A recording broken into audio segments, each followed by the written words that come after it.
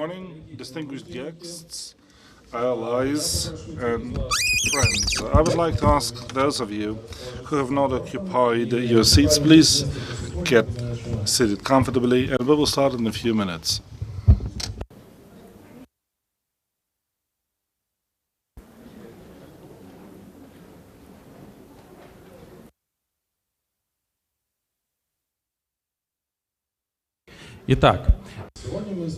So today we are here in this room in order to have national consultations on the strategic priorities and outcomes of the UN-Belarus Cooperation. And indeed, this is a special day.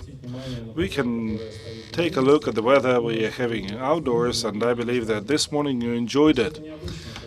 This is not usual when in October we have such a warm weather, and our event is special too. In this room we have the cream of the society, because these are the people who are the professionals in this field. But usually when people come to such events, they demonstrate achievements and they are showing achievements. But today we are going to discuss how Belarus is achieving the SDGs and in what way the UN system agencies can be assisting the country in implementing the next period of the country partnership program.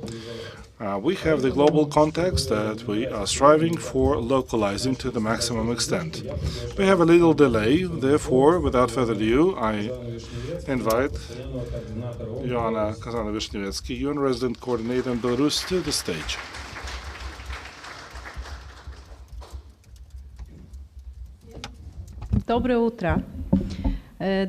Good morning to all of you, distinguished friends, partners, colleagues. I'm thankful for your being here, and I'm proud of having this meeting.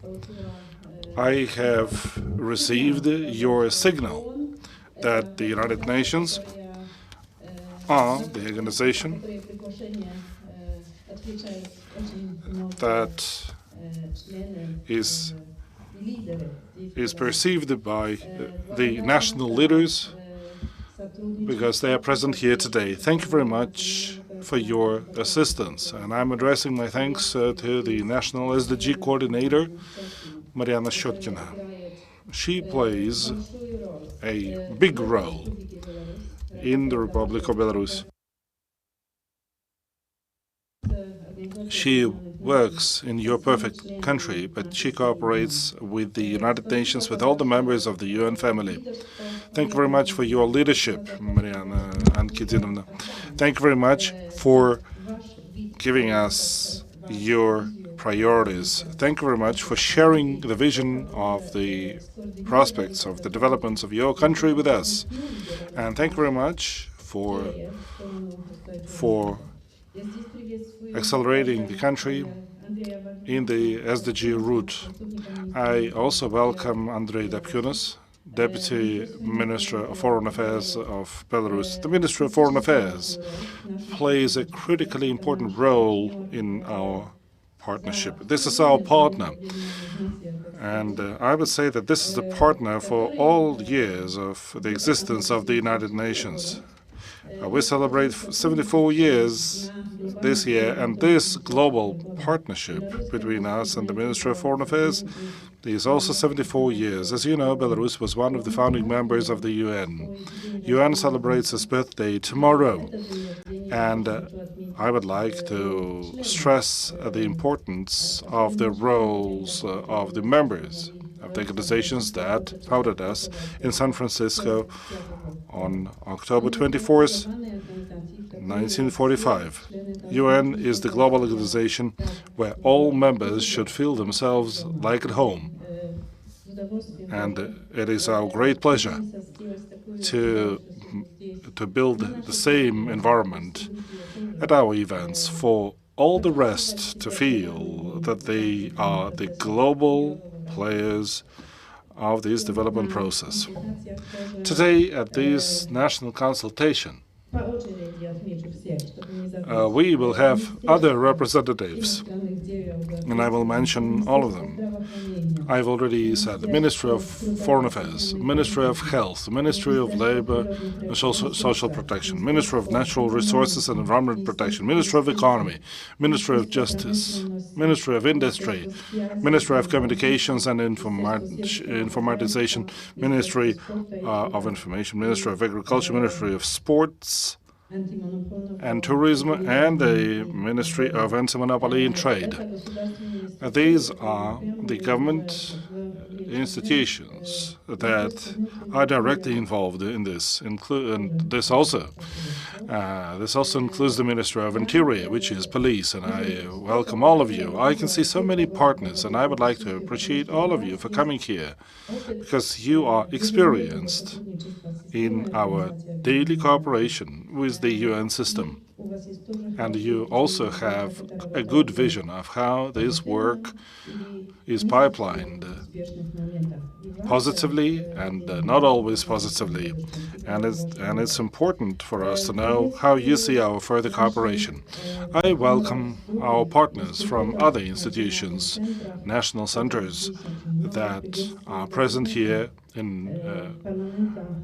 I welcome the members of the Parliament of Belarus who are here today participating in the consultations. I welcome the representatives of the private sector and companies and the head of the MTS company because the CEO decided to spend the time to attend this discussion under the UN umbrella. I would like to welcome and appreciate the Partnership Group for Sustainable Development, in particular the leaders of our organizations of the non-government sector, the NGOs working and focusing on human rights, on protecting the rights of women, on protecting the environment, on protecting the rights of people with disability, people with living with HIV, the rights of the people who belong to the LGBTI community. We appreciate all of you as the important participants of the consultations, because the consultations will enable us to set the main priorities for our cooperation. In this room, we also have the representatives of the youth. Young people are a strong force of Belarus, and this is the future of Belarus, and we are going to focus on this, especially in our consultations. I have come here not a long time ago, but I can see that there are so many links and relations established at different levels, at the national level, at the level of cities and towns, at the level of oblast and province, at the level of smaller initiatives that have been implementing for the last 27 years of the UN presence in Belarus, since the moment when Belarus got its independence. Today, we have 7 agencies that are presented here at the level of the country office. I would like to welcome all of you, one by one. United Nations Development Program, World Health Organization, UNFPA, UNAIDS, UNICEF, UNHCR, and ILO, and International Migration Organization, and these are the stakeholders that you can see daily. But we also have other members of the UN family who have been working with you, with the government and non-government organizations here at a grassroots level. We do not see them being present here through their country offices, but they have their regional offices, and they are cooperating with Belarus. And I would like to mention the UNODC, UN projects, UN Human Rights Commissioner, UNSCE, which plays a critical role in cooperation, UNIDO, UNEP, UN Women,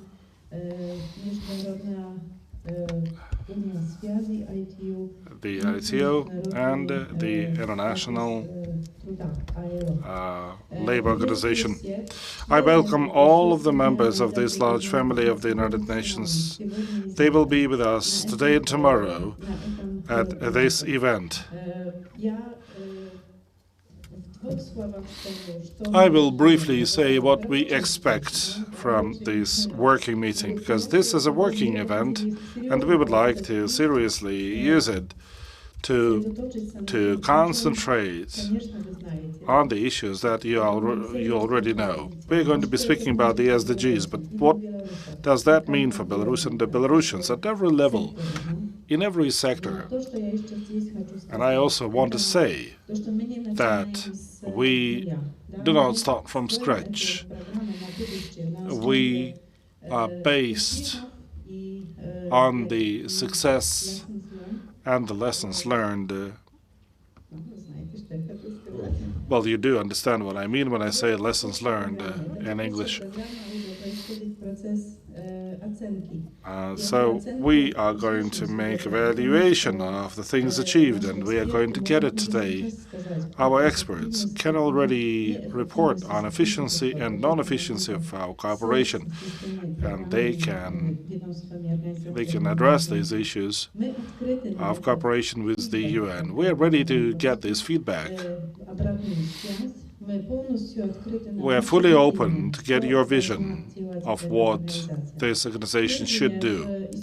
For the first time in the history of our cooperation, we start this dialogue at the national level, which means that we invite Belarusians, institutions, organizations, members of your initiatives at all levels, for you to tell us what needs to be our goals to support Belarus. And only after that, following these outcomes, these priorities, we can elevate to the international level of our international partners and donors, who also play an important role. The resources of international organizations are not that impacting on the regional situation, but if they help to a certain extent to nudge further development in order for this to happen faster, to bring new attitudes and practices, then we are ready and happy to do that. We are happy to develop that. We are happy to hear that. And we are happy to solicit this in the dialogue with our partners. In the last 5 years, the United Nations Organization got about $85 million. Certainly, we have more ambitious plans and expectations, and the existing UNDAF program is not over. We will get closer to 100 million, as we expected when we drafted UNDAF. But as you know, globally at the UN, there are many other countries that require a lot of contribution of the donors. So we are competing with them, we're competing with the other countries where UN works, with the countries where they face war and conflict. I'm not going to dwell longer, and I will mention just a few more things. Certainly you do know the things that we've done before. We wanted to translate or to bring from the global level the SDG agenda into the planning process in Belarus, and this has been done perfectly. This was done thanks to the leadership of our national SDG coordinator. Thanks to all the organizations that are parts of this management and SDG implementation. We appreciate Belstat that designed Belarusian SDGs. Belarusian tasks for SDGs and hundreds of indicators. The thing is that in order to do this, we have to focus on the outcomes, but the outcomes that will foster, accelerate development in different sectors. We have these accelerators mentioned here in our symbols. The first accelerator is green economy. The second one is demography. The issues of youth, but also elder generations, and the fact that all of us in the world live 2 times longer than our predecessors. And this process will accelerate, will develop. And we will see more and more elderly people in some 15 to 30 years. Next accelerator is modern technologies. They can be developed not only to support economic relations, but also this is to the benefit of the vulnerable groups and for connecting with them. And we very much rely on the experts, but on the private sector even more, because we expect to see more innovations to engage these people in the development process. And the fourth accelerator is about equality and empowering women. All countries that have been seriously working on the SDGs, well, maybe not all of them, but I would say that practically all reports that I've heard say that gender equality between men and women is the accelerator of development in general. No matter what route you take, no matter where you look at, there's always an issue of equality between men and women. This is about employment, house chores, caring for children and other relatives. These issues impact a lot. They impact productivity.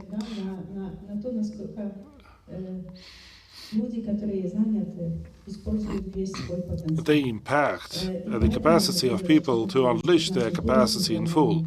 And therefore, we expect that in the future program, this part will be playing a crucial role.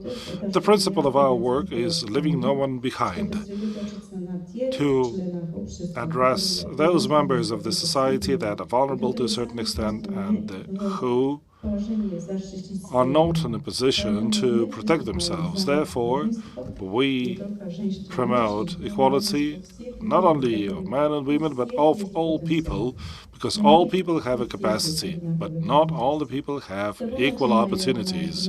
And I believe that we will start new ideas of our cooperation. Again, I welcome all of you present here, and especially, I welcome those of you who I have not mentioned in person, because we have the members of the international finance institutions that are present here today. We also have to mention the members of the representatives of the system of law. I mean the Constitutional Court and other legal professionals. Thank you very much for being here. There's no better holiday for the United Nations but to have a dialogue. This is how we're going to celebrate our birthday tomorrow. I'm wishing you these 2 beautiful days.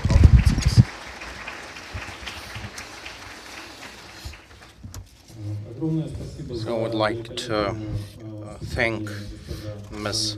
Kazanova-Shnevetsky for her wonderful address and motivating words. We, as United Nations, we organized this event, but the main host of this event is the Belarusian side, because we work in the context of sustainable development, and a lot has been done in this respect. Belarus is one of the global leaders. So now I would like to give the floor to Ms. Mariana Shotkina, Deputy Chairperson of the Council Council of the Republic of the National Assembly, who is acting as a national coordinator on SDGs. Thank you very much. First of all, I would like to thank and warm-heartedly welcome all our partners and participants of this conference, as Ms. Oana mentioned. So I join her words and acknowledgements. It's important that here we have people who are interested in the results of this work, the people who themselves adopted SDGs, because these are not just the mottos, these are not just glamorous pictograms.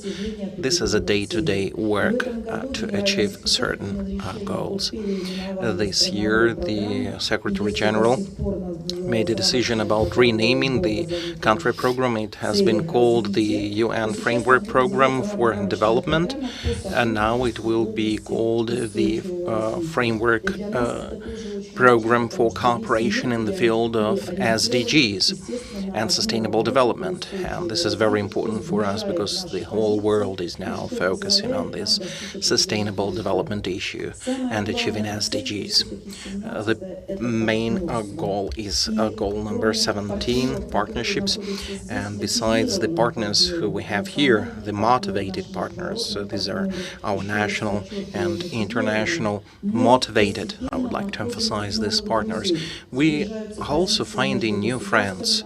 We are bringing the stances of the governments closer, and this fosters mutual trust between countries, which is a prerequisite for success in political and economic relations. We've seen this over the recent years, and this is really important for us.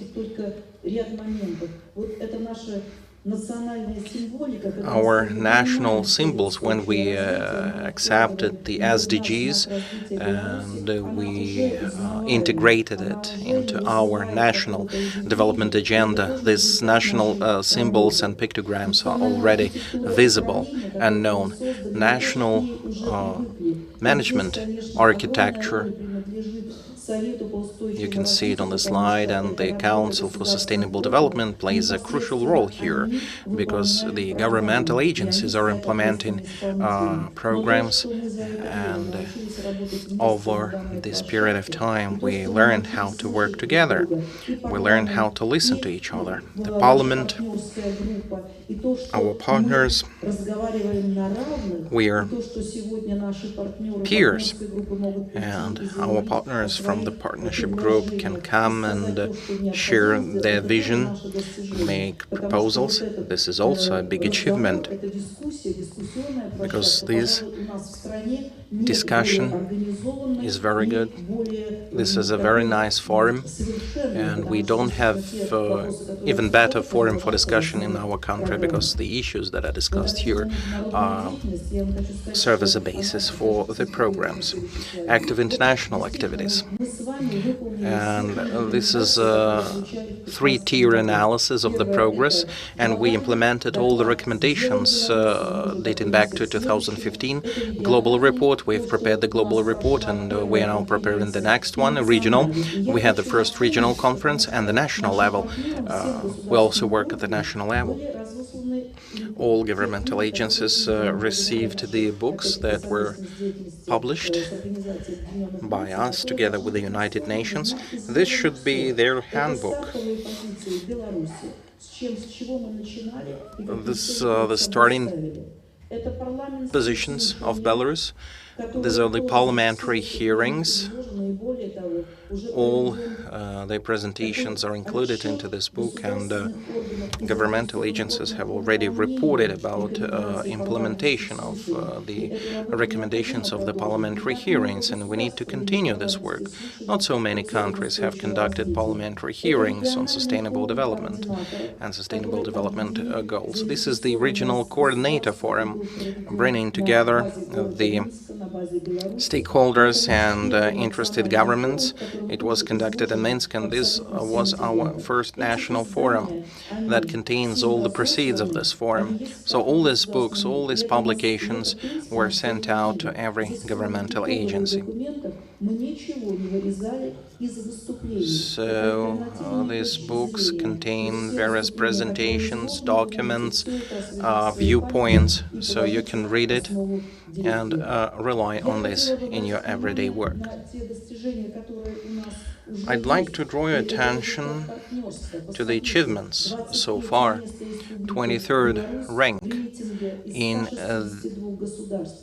out of 162 countries in the world. So we have achieved quite a high rank, and this is our joint achievement. This is our work, our indicators, etc. Of course, we should not give up our leadership.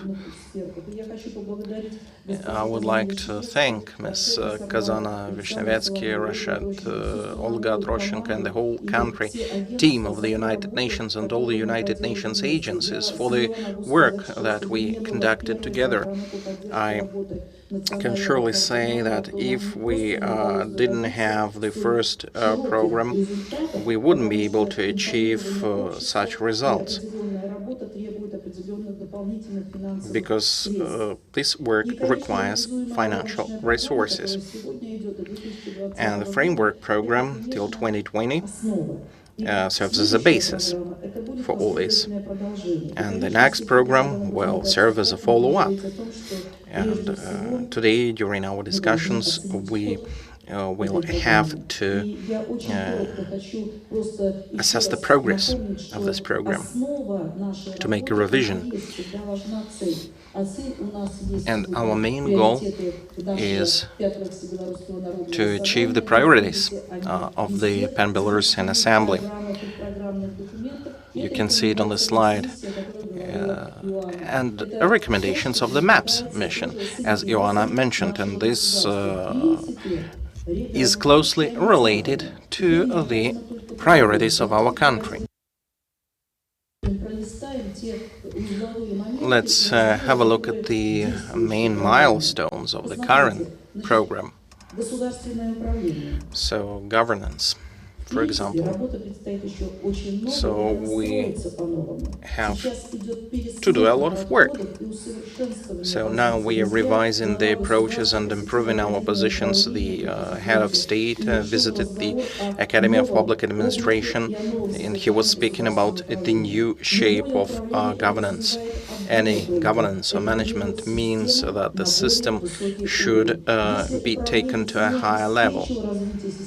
If a manager couldn't ensure that the system goes to a higher level, that means that the manager didn't perform his main task. So now, when we say that this management and governance should be of a creative nature, we should have an agreed upon positions of the government, civil society, and the private sector, because without business community, we will not be able to move forward. There should not be redundancy of any regulatory functions. So we need to revise it, and we need to introduce innovative processes. Sustainable economic development, and you see partnership in all these goals. For the economic development, the sustainable consumption and production models are important. We were discussing them during the first national forum, and they serve as a basis for the favorable business climate. Export expansion. This is what the government is discussing today. It is not enough, the amount of experts that we have. We need to expand it. We need new initiatives. We need investments, and for that we need to create enabling environment and good national business climate, so that the investors could come to the country, invest, and be sure that they will develop and will not make losses. Use of high technologies and innovations, it goes without saying, and this is overlapping with the Sustainable Development Goals. Of course, we cannot abandon the economic development, because this is also sustainable development of the country. But this economic development should be considered through the prism of other goals that the country has. Favorable environment and good environment is another goal. We know all these components. We all know that environmental component receives subsidies from the government. It is difficult to invest here because you will not make profits, but there's a kind of humane profit from that, preserving biodiversity. Belarus is rich in water resources. We need to bear this in mind. That's why water resource management should be a focus. A new law on water supply has been adopted. We need to have a look at this law, what are the provisions, what are the novelties, and take care of these resources. We don't have this careful attitude towards water resources. We say that we need to save tap water, but we're not discussing about the purity and cleanness of water resources. We've just recently visited St. Petersburg. There was a women's conference, and we were talking about water resources. More than 35 countries were present, and they are saying we lack water. We say that Belarus is ready to sell bottled water. We have a lot of companies that produce this kind of water, and they stirred a lot of interest. There were 3 princesses from Bahrain, and they said we need your water because we lack drinking water in our country. So this culture should be present, and everything should go through the prism of education. Human capacity and human capital, it's quite obvious. Gender equality. The same conference in St. Petersburg. According to UN Women, we received some statistics saying that per 122 men, 100 women are in extreme poverty. Women spending 2.6 more time for housekeeping. In some countries of the world, women are not allowed to work without any permission of a man. Boys and girls have different inheritance rights. In more than 30 countries of the world, there are no laws supporting and empowering women. So this is the work that needs to be conducted all across the globe. That's why we speak from the rostrum of the United Nations. And Belarus has achieved quite good results in terms of women's participation in management and governance, in higher education. But still, each country and each government has its own tasks. Closing this segregation and gap in payments. So this gender equality is a relevant issue. But I would like to draw attention to the fact that when preparing a new program, we should bear in mind the challenges that the country has. We need to see that we have the so-called demographic scissors. We need to support not only the older people. Yes, the life expectancy is growing, but we need also to think about the birth rates, about reinforcing families. We need to think about the problem of divorces, because we have a very high percentage of divorces, and we need to elaborate specific steps aimed at tackling these problems. I would like to mention the regional strategies. The Mogilov region started developing their own regional strategy. At the Sustainable Development Council, we discussed several times that the regional strategies should serve as a basis for the national documents. And our new country program that is being developed, it should be well correlated with our policy documents, the SDG 2030 and the concept of SDGs 2035. All of them should be included into the national development strategy. 5-year plans should also take into account these strategies and policy documents. So, Sustainable Development Strategy, SDGs and 2030 Agenda, the country program for cooperation between UN and Belarus, all of these initiatives should be aimed at addressing global issues. I would like to thank Belstat, our statistical agency, because when we started this work, we said that it is important to measure the indicators. Currently, we have a system. Currently, we have a possibility to measure these indicators. Last year, a presidium of the Council of Ministers were held, and this approach was adopted there. Our partnership group is involving NGOs, business community, economic entities, and this helps us to set up tasks properly and to address it.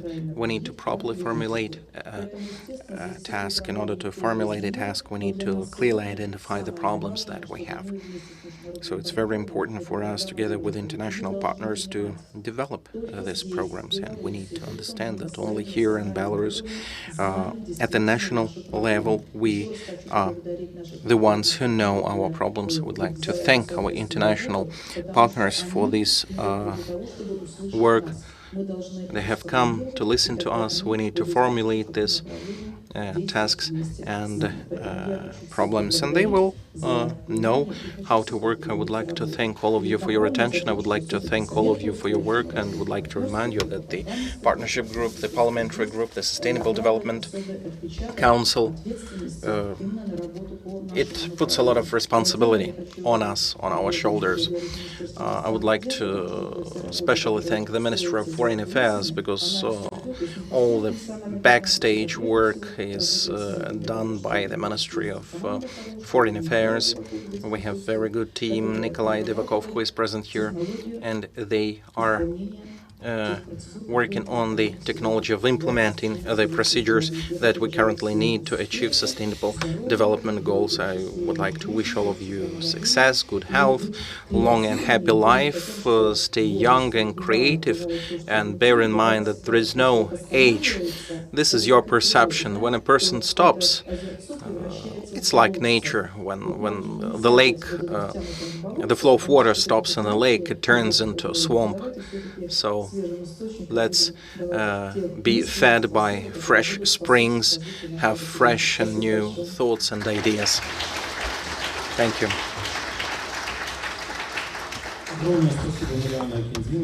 Big thanks to Mariana Shotkina. Very great presentation. We really have a lot to be proud of. It was a very good observation that in order to address the problem, you need to clearly identify it. This is the main purpose of our today's event, to set tasks, and we're the task setters for ourselves. How can we do this but being based on the facts? Now I would like to invite the agency that is a kind of fact keeper for the sustainable development of Belarus. I would like to give the floor to Irina Kangro, the first deputy chairperson of the National Statistical Committee of Belarus. Good afternoon, distinguished colleagues and friends. First of all, I would like to thank the UN country team for inviting us to participate in this event. And I would like to stress the importance of having this event in order to align international and national approaches to implementing the 2030 agenda and further achieving the Sustainable Development Goals. Thanks to the active position of our national coordinator on the SDGs, Madam Shotkina, and the Sustainable Development Council, civil society organizations and government institutions, and also through the support of the international organizations, Belarus established a single architecture for achieving the SDGs. Belstat, under this approach, ensures coordination of data generation and processing as far as the SDGs are concerned. Through the interagency cooperation, we've developed a roadmap, which is an integrated plan for preparing data for SDG monitoring, including methodological and innovative approaches. We have shaped the national system of the indicators of the SDGs. Today we have 258 indicators, 145 that are aligned with the the international ones, and the 115 ones are the proxies that portray the national peculiarities. These indicators have become the platform for reporting on the SDGs, which enable to gather data and to collect it and to keep the databases in line with the international approaches. As for now, the national and international users have access to 181 indicators of the indicators, and this is starting from the data from year 2000. The Belarusian reporting platform is one of the best practices among the countries of our region. The decisive factors of our success were efficient cooperation with all the stakeholders, both at the national and international levels, practice exchange, and assistance provided to us by the UNICEF and UN country offices to create this platform. Statistics is a tool for making correct managerial decisions. And we see that our job is to provide comprehensive information on how Belarus achieves the SDGs. And partnership in this regard is vital. Among the prospects of cooperation with the UN system, I would like to highlight the following. We have to continue working on providing the details on the SDG indicators, including and using the geospatial and innovative data, applying innovative methodologies for data collection, developing the methodology for data collection in line with the international methodology, and following the international progress. In the end, I would like to say that working on the SDGs is the best reference of international cooperation. I'm sure that the new framework cooperation program between Belarus and the UN will be a good platform for our cooperation and for achieving maximum outcomes. Thank you for your attention, and good luck to all of us, not only in achieving the SDGs, but also in our daily routines. Thank you.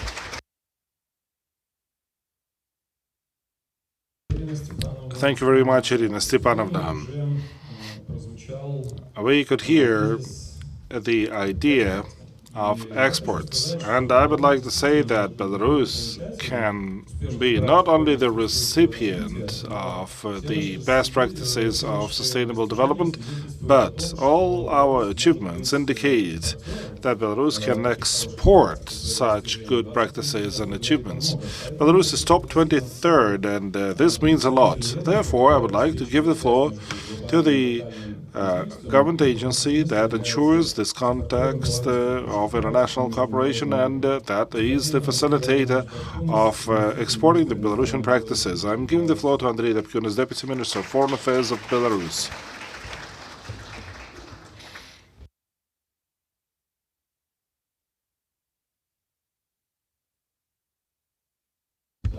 Distinguished ladies and gentlemen, dear friends, I can see that here we have the speakers who launched this event, and one of them is a man.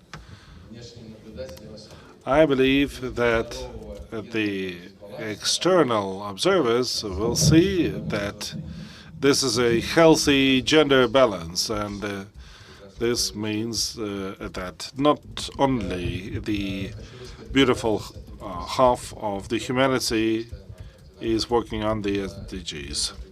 I would like to appreciate the National SDG Coordinator and the UN Office for inviting us to be here to discuss the priorities of the future partnership and cooperation program between the UN and Belarus. On the one hand, our event can be seen as a working event.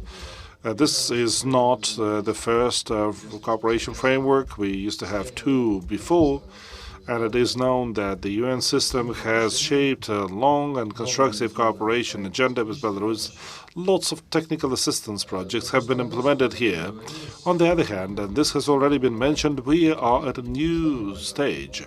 It is not only the change in the wording of the name of the program, but also this is redesigning the procedure, providing assistance from the international community to Belarus.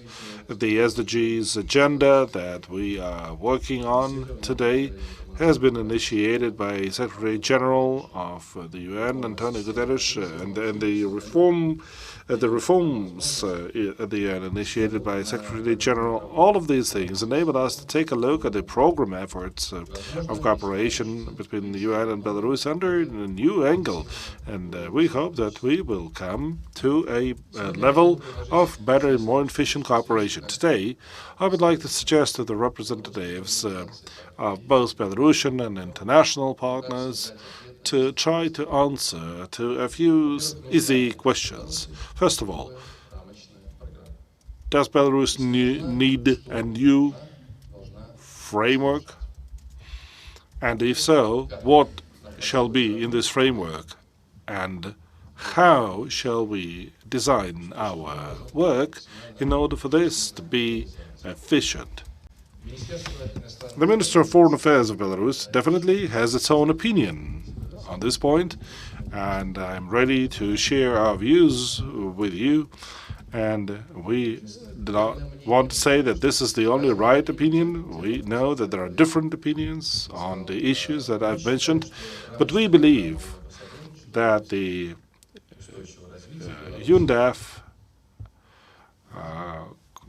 cooperation framework between UN and Belarus is needed.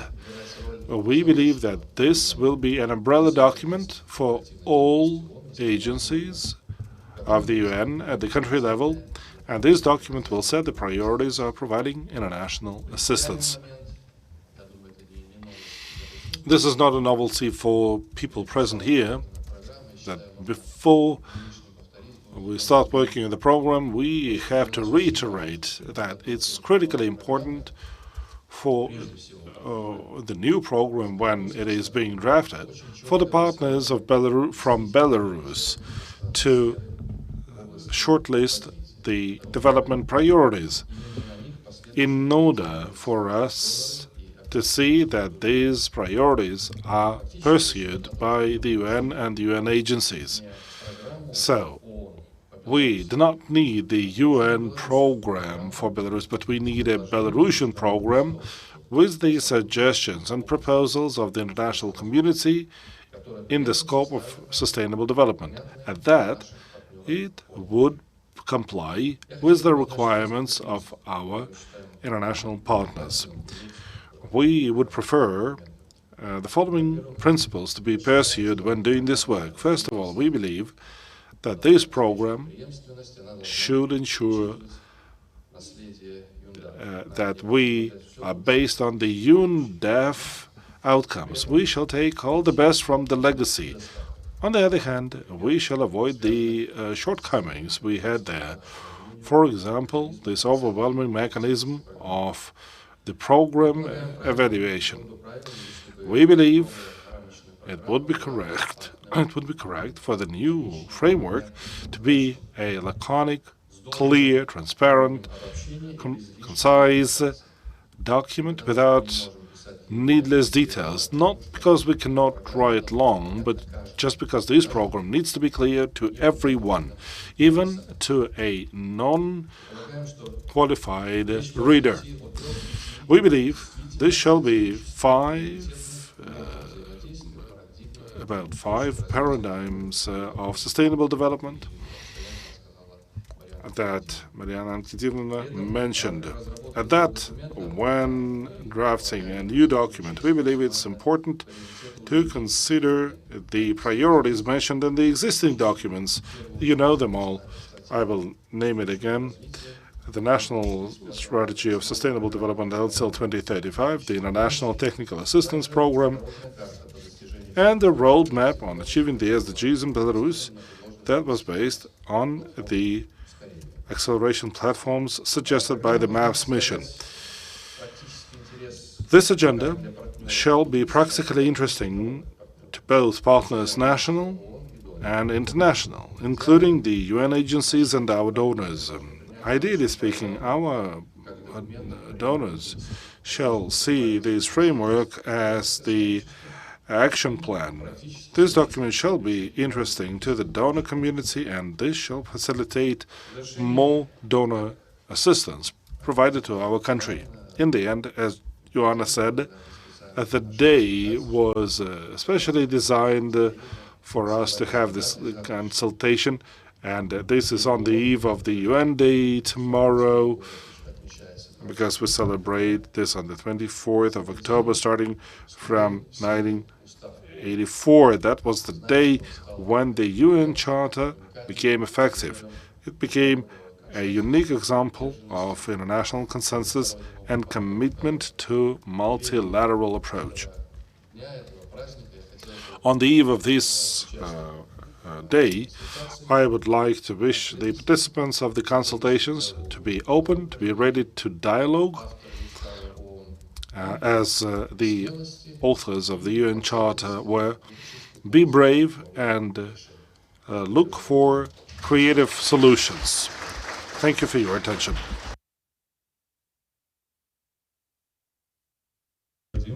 Thank you very much, Andrei Vadimovich. Especially,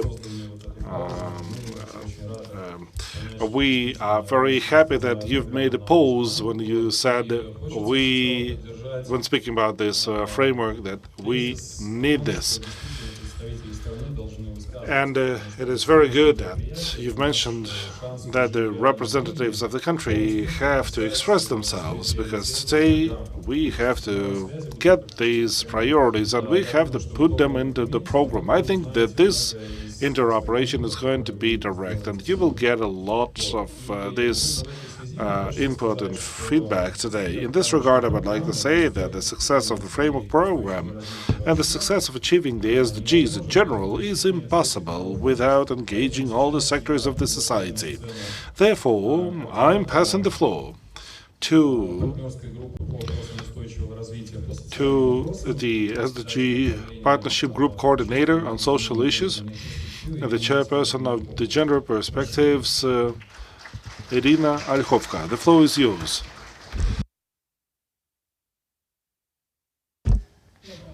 Good morning.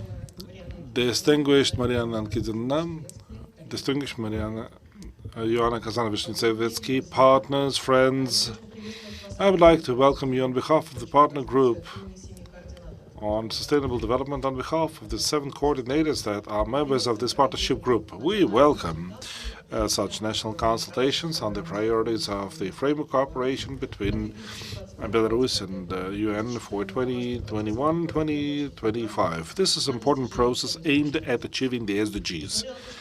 Despite the framework program is the agreement between the government and the UN, we cannot overestimate the role of the civil society in both setting the priorities and implementing these priorities.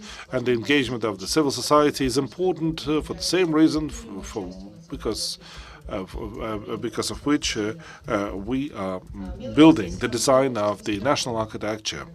I like impressing the society as a pie, when the civil society is like the linking layer connecting all the layers of the pie, because we enable to joint efforts and to ensure communication.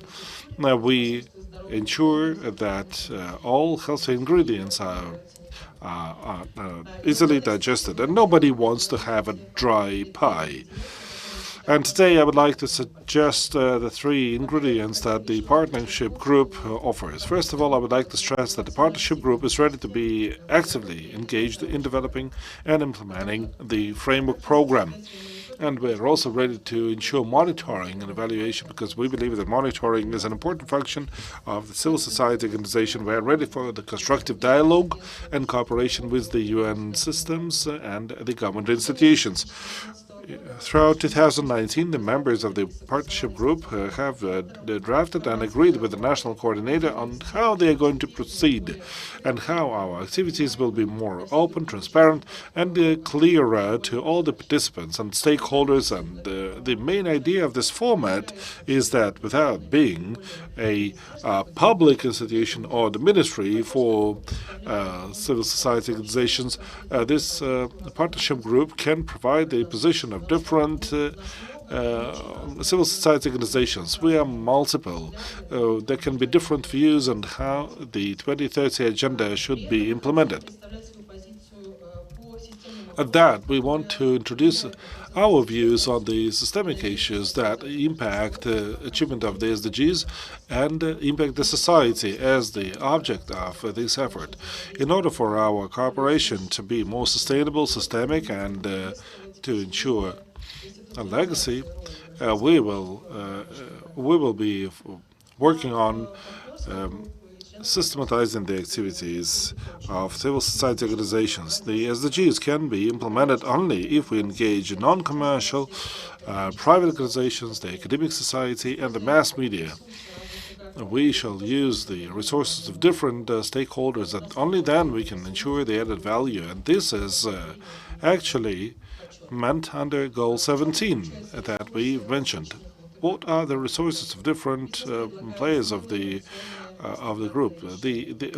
We can offer creative, non-standard solutions, and this is important when we are working on the challenges that have not been known to the humankind and our country in particular. The academic society is strong with its arguments and facts, studies and research, and the approaches for evidence-based decision-making, and this is also to give definitions to challenges. Non-commercial NGOs offer educational technologies, social technologies, and the technologies based on a human rights approach. Human rights-based approach means that we shall leave no one behind. We shall leave nobody neglected. The second thesis is about the modern challenges and how we respond to them. They are comprehensive. We are facing many of them for the first time, and they definitely require an interdisciplinary approach. And this means, again, how important it is for the architecture of the system to include all the stakeholders. We in the partnership group do not believe that there are challenges that we cannot tackle. No, there are painful decisions sometimes. In order to take such decisions, you have to be brave and you have to be responsible. But if you have this ownership, then we can get closer to progress, and all the groups of the society can enjoy such progress achieved. Today, I would like to say that many of the problems that are in the focus of the government policies today are the challenges that were mentioned first and addressed by the civil society organizations, like local development agendas of 2021, local shelters for human trafficking and human violence and domestic violence victims. This are voluntary movement and employment of people with disabilities. These are the nursing services, and the achievements in these sectors prove the efficiency of the dialogue and the importance of strengthening this partnership. But sometimes, in order for this problem to be recognized, we spend too much time, and we do not have this time. At this time, is not, and the people who are neglected, who are not the part of the mainstream policy, of the mainstream dialogue, do not have this time either. And we have the ambitious SDG agenda, but we do not have the luxury to procrastinate in implementation, and we have to accelerate. Therefore, we will welcome the ambitions of the new framework of cooperation and the ambitious goals. We have to integrate it in the SDGs, and this is supported by the 4 accelerator platforms we are going to concentrate on later in our program. And the last thesis of leaving no one behind. The members of the partnership group are frequently requested of how we can measure the input of the civil society in the Sustainable Development Goals. This is a difficult thing, and first of all, this is because this is the ownership of the government, and this is the ownership taken by the government. But on the other hand, we not always see we do not see how this is done, and we see that we're working on the Sustainable Development Goals on a daily basis. And first of all, we estimate, and we will estimate, assess the implementation of this agenda depending on what extent we satisfy the needs of different groups of the society. It is very good that today we are stepping away from the term called population of the Republic of Belarus. For the civil society organizations, we do not have this term. We have the society having different groups, including the needs of men, women, and children as different groups, and the issues of access to jobs and decent labor for rural citizens. These are victims of different violence, including domestic violence, people with disabilities who want to have a reproductive and selective choice. This is improving the quality of living of elderly citizens, educational needs of the young people, and many, many others. It's important when we speak about this group comprising our society, we should remember that we will coincide in different ways, and the principles of intersectorial approach shall be remembered when we design our programs. This is also one of the conclusions I've made when visiting the first consultation hosted by the United Nations Development Program. Important agenda. And this is an important agenda. This shall include the comprehensive aspects of the vulnerable groups, but this should be a universal design that we shall consider through the prism of universal approaches, and innovative management shall be supporting the additional ambitions of this partnership, of this framework, cooperation framework.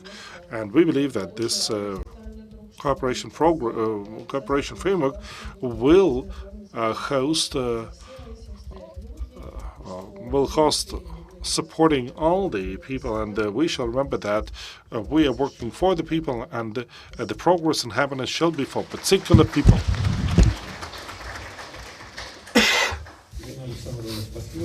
Thank you, Irina.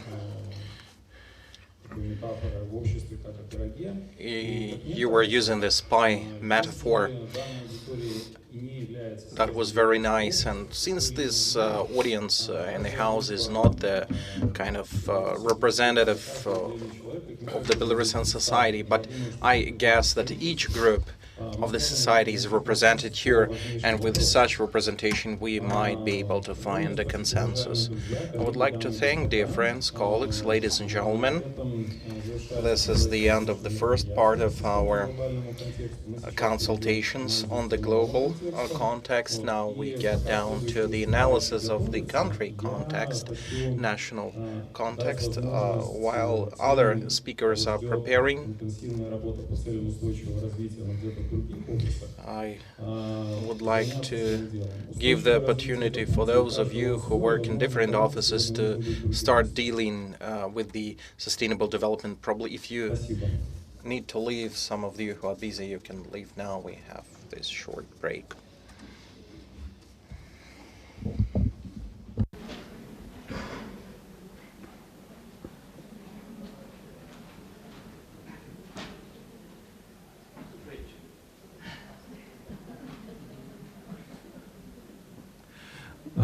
Да, утро было достаточно интенсивным, мы провели его в сидячем положении. Тот, кто хочет, может... So our morning was a bit intensive and we were sitting a lot. You might stretch a bit, but since we are lagging behind, I will give the floor to our next speaker. Now we are to focus on the sustainable development priorities, and we will analyze the country context.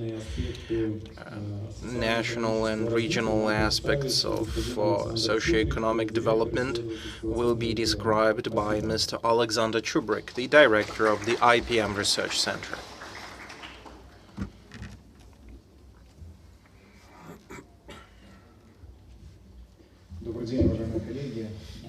Good afternoon, distinguished colleagues.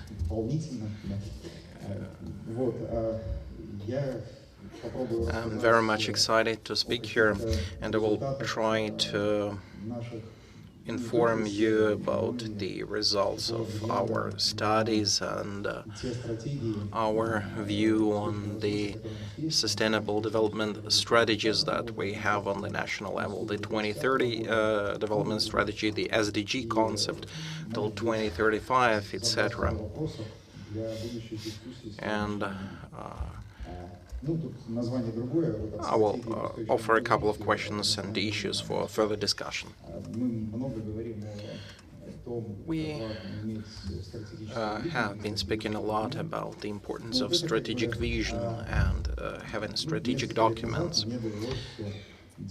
Several years ago, I had to analyze the localization, nationalization of the Sustainable Development Goals in the National Sustainable Development Strategy, and this was an attempt to have a picture or a scheme of SDGs. But there is one fundamental problem with the existing strategy. The strategy was developed even before the 2030 Agenda was adopted. Sustainable development goals were reflected in the Sustainable Development Strategy till 2030 at the national level, but they are quite diverse. And the current version of the national strategy is not up to date, so that's why we need a more up-to-date version of the national strategy.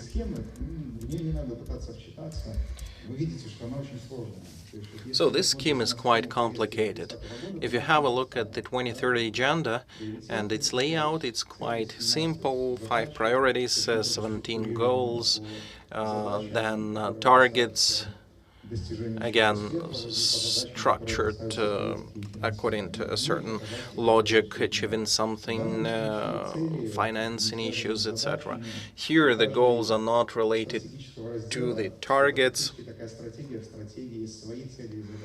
It's a strategy inside the strategy, etc. So the hierarchy is quite difficult.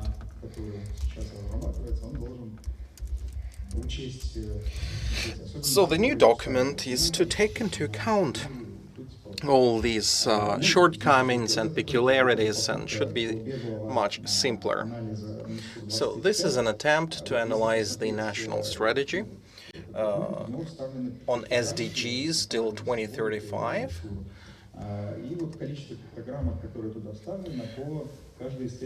So these are the number of pictograms that are used in the strategy. SDG 8 and 11 are the leaders. Among the leaders is SDG 1 and SDG 15. So all other pictograms were used 1 or 2 times max, except for these ones. So it reflects the vision of the priorities that we have in our national development strategy. Economic growth, decent jobs. This is closely related to SDG 5.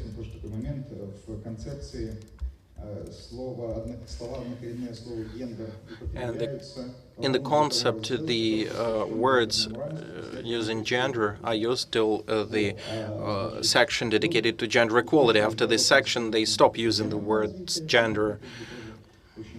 Again, sustainable development of regions and cities is another important, and eradication of poverty. So these are the SDGs that are mentioned in the national concept.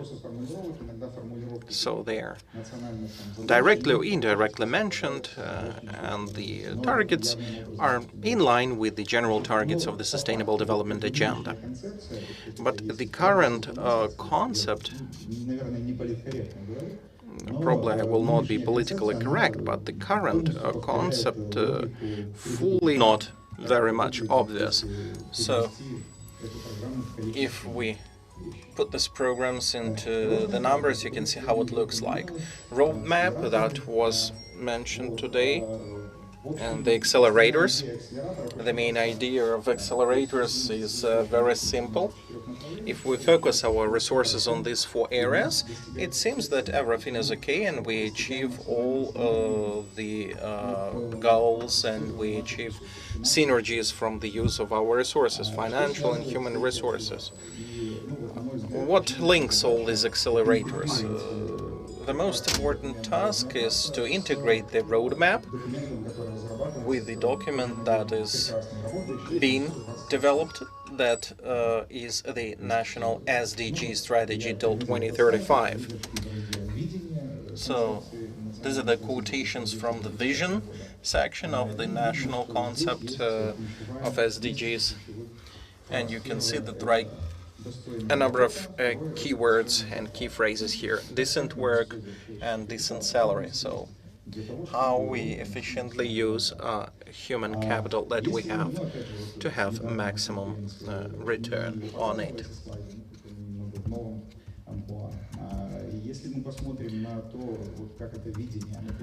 And how this vision relates to the vision of the problems by citizens. We see that citizens are concerned about unemployment and a lack of decent work. These are the problems, and poverty, low level of income. So these are the problems highlighted by people. So it links to all accelerators, decent work with a decent salary. It's a very good focus from the viewpoint of an ordinary person. Problems on the labor market, and what do ordinary Belarusians think? You can see it on the slide. The leaders in the problems is that there are few vacancies with a decent salary, and there are high risks of losing jobs and being unemployed. I've shown this slide as well. The idea is that together with BEROC we conducted an opinion poll asking people about their attitude towards the social protection system. And if we divide the respondents depending on their self-assessment of labor mobility, the most mobile group that is 13% only. They're the most mobile. It's easy for them to find a new job and hard to lose a job. And 33% is the largest group that are easy to lose the job and hard to find a job. So speaking about the decent employment and decent income, it is quite relevant. But what is a decent job? What do people think? So it was a closed list of questions, and we asked people about that. But the work where you can earn a lot, it was not the leader in terms of answer. So decent work and decent salary, these are different notions. So people with low labor mobility say it's important that you have good colleagues, that they have a social package, and the work should be satisfactory. This is a kind of similar to budgetary sector. People with highest labor mobility, they also believe that colleagues should be good and you should derive satisfaction from your work, but they also name a career promotion, safe environment, convenience are even more important for them. So people in different categories in terms of labor mobility have different ideas about what a decent work is. But the question is where the decent work exists. Again, the opinion of ordinary people and a new interpretation of the charts. If we see how attitude of ordinary people have changed to the question where it is better to live for a person like you. 10 years ago, people were saying in Belarus. Now, people tend to say it's abroad. So 10 years ago, only young people aged below 25 were saying that for us it's better to live abroad. And now we see that people aged below 55, this larger group already says that it's better to live abroad for people like us. So this is the vision of the decent life. And it turns to translate into migration. And this is the assessment of the migration. Labor migration is a problem for the development of business, especially relevant for Gomel and Grodno regions.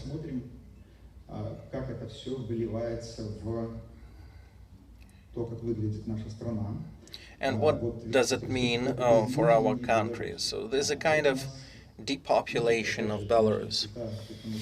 So the colors are probably not clearly seen, but you can see the map in terms of population density, and the map was much darker. So the minimum is up to 25 people per square kilometer. Now almost all Belarus has very low population density. The lowest was 7.7 people per square kilometer. Now the lowest is 4.7 people per square kilometer. So this is a country in the center of Europe that is populated like that. So we see that part of the territories have almost no people, and some of the territories and regions turned into agglomerations. So this is what happens when people are looking for decent work.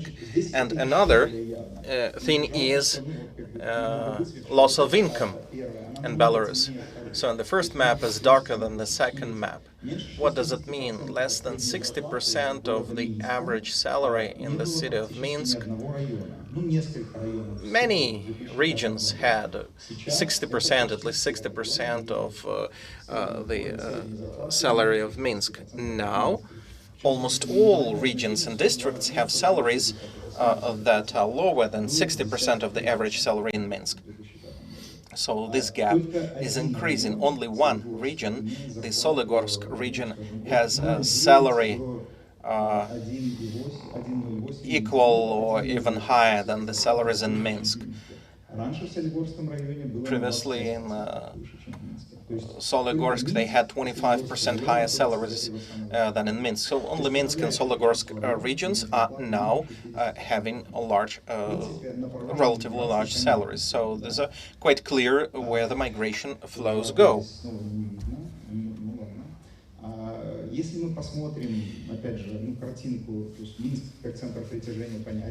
So Minsk is a center of attraction, so people come here, but let us put all the regions into a global context. With the Human Development Index, Minsk is between Spain and Czech Republic in terms of Human Development Index. This is my estimation. Belarus ranks 53, it's the actual. Grodno region is in between Kazakhstan and Iran. Gomel region is in between Costa Rica and Turkey, and the Brest region is there. So I tried to compare and benchmark our regions with other countries of the world in terms of Human Development Index. All regions except Minsk are with high human development. Only Minsk has extremely high human development, but all of the regions have high level of the expected length of education. Life expectancy is lower usually than in the neighboring countries. So this is what decent life and decent work mean. Education is good. Yes, we are very educated people, I guess, and you see, if a person is rich, the person is more educated. So if a person is more educated, he is richer.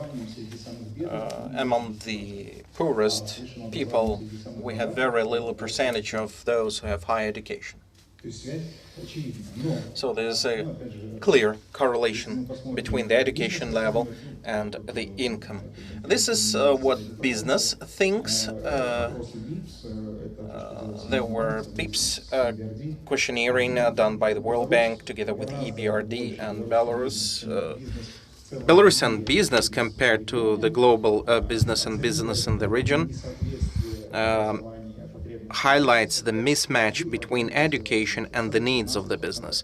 And 12% of the Belarusian companies mentioned that this is a key problem to their development, this mismatch. On the other hand, I like showing these slides. Women in Belarus have high education level. They make less than men in all sectors of economy. And this gap is significant. Why?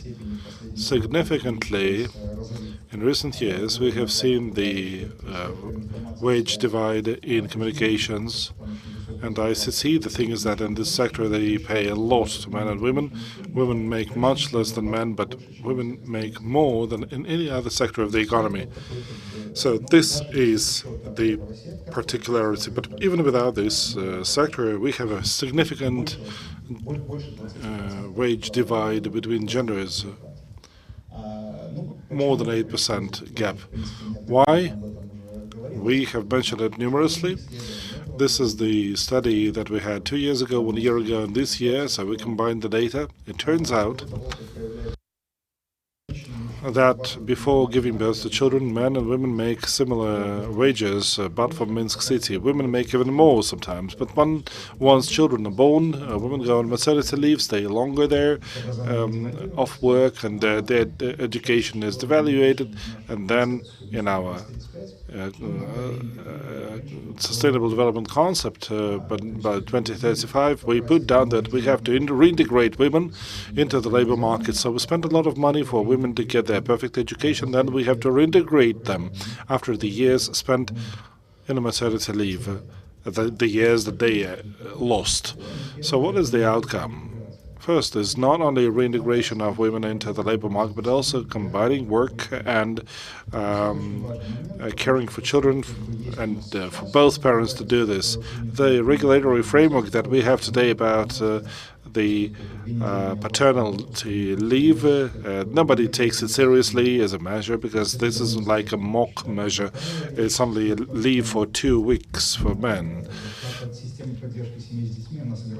Second, the program of assisting families with children prevented poverty in families with children, but this shall not be postponed. Poverty, it's a clear reasoning behind, because women cannot make a lot, and even if they're employed after the lady goes back to work after the latest maternity leave, she cannot make a lot, and then the family gets into a poverty trap. And take a look at the fertility rates. We can see that the fertility has been dropping in recent years. The system of supporting families with children has stopped working as a stimulus, as an incentive for giving birth to more children. So we have a significant group of women who have a different standing, a more active position in their efforts to find jobs, and the strategy of overcoming difficulties through going on a maternity leave again and again simply postpones the poverty. And this new group has a new strategy, and since the support measures are the same as before, they have to be changed in order to be efficient. Next, development of tourism. We speak a lot about green transition, green jobs, but nevertheless, our capacity in the development of tourism is catastrophically underdeveloped. Again, if you take a look at how Belarus provides government support to all this, how the governance is organized. Take a look at the website of the Ministry of Sports and Tourism and try to find information about tourism attractiveness of Belarus. You will see the sports facilities, etc. I used some search to find something about tourism on the website of the ministry. And this visa-free entrance works with Minsk and a few border-adjacent cities, Grodno and Brest. But mostly, Minsk is the only place for foreigners to enter the country. So that's the barrier. If we speak about accelerators and decent jobs for the young people, then again, this is the sector that is underused. Then the IT sector. Again, when we speak about digital acceleration, we shall refer to the following example. The first chart is the export of our computer services. It's called ICT services, but we also have computer services. Take a look at it. Before the high-tech park appeared, then it was lower. Then it captured the level of the ICT market. Then there was some stagnation. As you can see, it stagnated. And here we can see that it grows tremendously. And before the presidential decree was taken, the curve was different. Even even these figures, even these things matter, and you can see the exports of services, computer services, that the exports have 20% already. In the exports of goods and services, it has more than 4%. So clearly that this is one of the ways to develop, and this is a list of what the economic and social policy should be for the SDGs achievement, not to be a formality. And Mariana Katerina mentioned it. She said that the government is fostering and supporting it, and this is a true fact. But we have to remember about these things, and it's important to consider how the situation in the ICT is developing in the world, and we have to ensure regulatory protection to the protection of privacy and private data, including protection of such data from the government, because the process is happening in Russia and China. On the one hand, the government makes control stronger, but in the long-term perspective, this is a trap. It's important to find a balance and a positive stimuli for development of the country. Now, speaking of the regional development policy, I believe that if you remember the maps that I used to depict, they show that the efforts to equalize the development across the country failed, and we have to agglomerate. And then these newly organized regions should be able to compete not only between themselves, but with the world.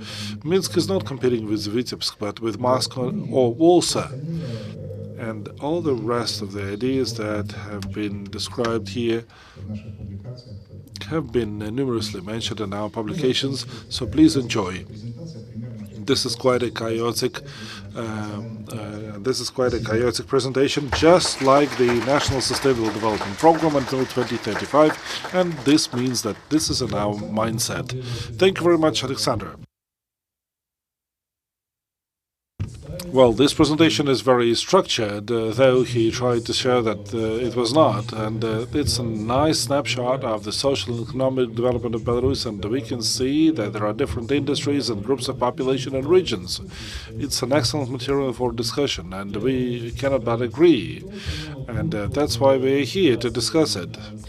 And it was mentioned that it's important to integrate national strategy and the SDGs, and the roadmap is going to be introduced to us by Natalia Karkanitsa, the UN advisor on data analysis, monitoring, and reporting. The only thing is that I would like to ask our presenters to save time, because we are behind the schedule. Since we will continue after lunch, you will be able to express your ideas after lunch in the working groups. Thank you very much for giving the opportunity to be present here giving this presentation. In fact, today I would like, after all these presentations, I would like to highlight the key challenges and opportunities in every of the acceleration platforms in achieving the SDGs. As it has been said, in fact, the Sustainable Development Goals mean a tangible plan having 17 goals, 169 tasks, and the main principle is leaving no one behind. There are 5 priorities. In English, they sound like 5 Ps, which means 5P. In Russian, these are people, planet, prosperity, peace, and partnership. And these are all the things that have to be remembered by all of us when we speak about sustainable development. That's the core. The Sustainable Development Plan is action plan is tangible, laconic, and concise. The purpose of the UN system is to facilitate in localizing all these hard to be achieved goals, for them to be localized as local priorities. I would like to stress that the SDGs have to be implemented shortly. We do not have much time left. Let's take a look at the timeline, and we will see that we have only 2 5-year periods before all the SDGs have to be achieved. That's why it's very topical to mention the urge that was called at the political summit, it was called at the SDG summit. to announce the decade, the forthcoming decade, as the decade of action and implementation, which means that from the global arena they urge countries to have tangible steps and to include achievable results on their national agendas. The acceleration platforms mean a simple concept, which means that if we focus on some priorities, we will be able to achieve a few SDGs and will be able to troubleshoot the bottlenecks. And every of the platforms comprise social, environmental, and economic aspects. And we shall remember that the green platform is not only about the environment, but now it is related to the economy and the society. I'm not going to repeat that the acceleration platforms were worked out in 2017. The MAPS mission experts analyzed 22 strategic documents. All the national priorities applicable at that time enabled to identify these points of growth in sustainable development. Naturally, MAPS mission said that Belarus has achieved a lot. You can see three leading positions where Belarus is one of the highest among the countries of the world. I would like to stress that in the Human Development Report of 2017, Belarus was top 53. And it's important that starting from 1995, Belarus would improve its standing in this report by 22 positions. This is an incredible growth after the independence of the country. As for today, this indicator is higher than the region average in Eastern Europe and Central Asia. It's similar to Serbia and Azerbaijan. Again, Belarus is decreasing the Gini index, which shows inequality in the income of the population. Belarus is characterized by having this index relatively low. This indicates the achievements in the social and economic policies that we have for today. The acceleration platforms, the four of them suggested by now, are comparable with the 5 priorities that are in the National Sustainable Development Program until 2035. Let's take a look at every one of them. Green transition to inclusive and sustainable growth. The prospects of sustainable development of Belarus are closely related with the decreases, with the commitments of the country under the Paris Agreement, and naturally with the decrease of the greenhouse emissions. There's the commitment to reduce these emissions by 2030 by 28%, and naturally Belarus has a huge capacity in reducing such emissions in the transport industry and waste management. But as I've said, Green Accelerator of Belarus is not only about environment, but also about how new green industries will create new decent jobs to people. And this is again about local and rural development. At that, it's important to consider the local context of Belarus, because agri-ecotourism development shall consider the local specificity.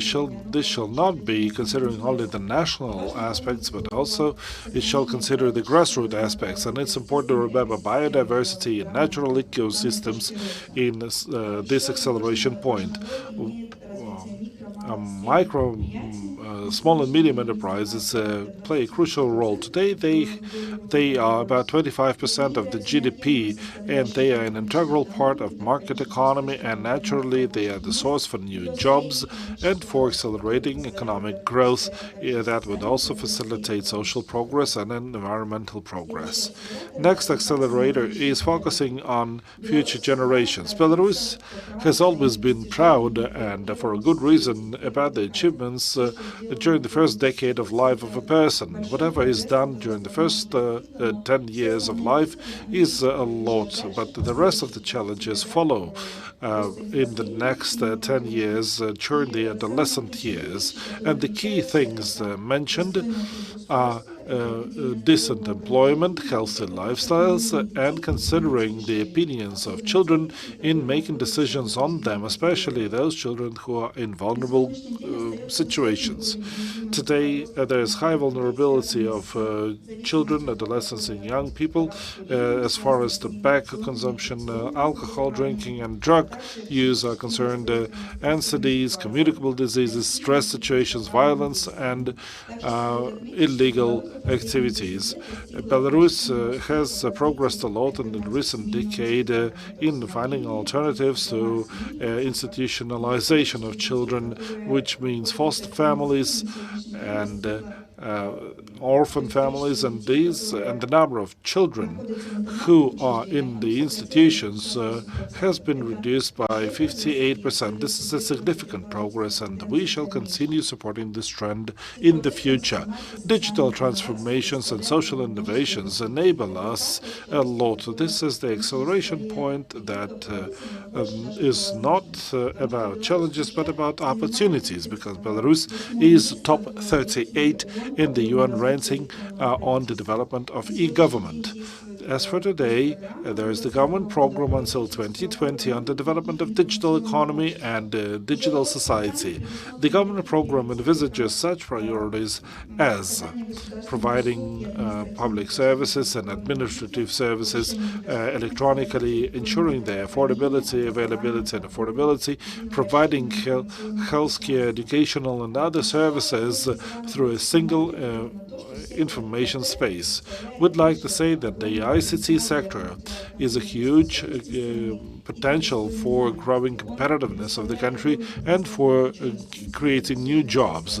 It can provide jobs especially to those populations that can enjoy distance employment, like people with disabilities, people in rural areas who cannot get another job, and this can get a new meaning as far as information and communication technologies develop.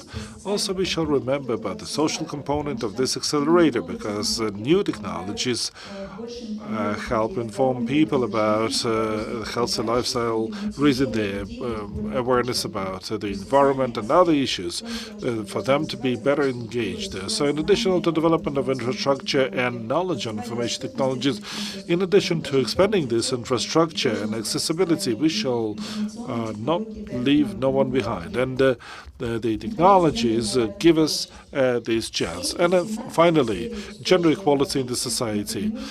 7 out of 17 goals of the SDGs have gender equality. So they include the indicators of measuring role and participation of women in the aspects of sustainable development. The efforts of Belarus, both nationally and internationally, in combating human trafficking, combating domestic violence, and promoting gender equality are evaluated both nationally and internationally. Belarus has achieved a lot in achieving these international obligations. At that, we have to pay attention to the things that Alexander mentioned. We have the gender-based wage gap, gaps for multi-children families, elderly people, difficulties of cohabiting with the people who have disabilities, sexual and domestic violence, and house labor. All these things require additional efforts, and additional partnerships are required for that. We have to ensure an integrated approach to support entrepreneurs who are women, and integrating women in the job market after they leave the maternity leave, and engaging women in decision-making, countering domestic violence and gender-based violence. It is worth mentioning that alongside with acceleration, attention should be paid to localization of the Sustainable Development Goals. We should not underestimate the potential and capacity that we have at the local level. There's a trend that the majority of young people are migrating to the cities, so the urbanization is growing, and 84 people are living in urban areas and only 16% are residing in the rural areas. And we need to integrated solutions here. Creation of smart and green cities. It will require work in 3 accelerators at the same time. At the same same time, we need to think about the interests of the rural areas in order not to leave anyone behind. So that's why we need to take into account the interests of those who stays in the rural areas. I would like also to emphasize the role of partnerships. All platforms are in line with the partnership component of the 2030 program.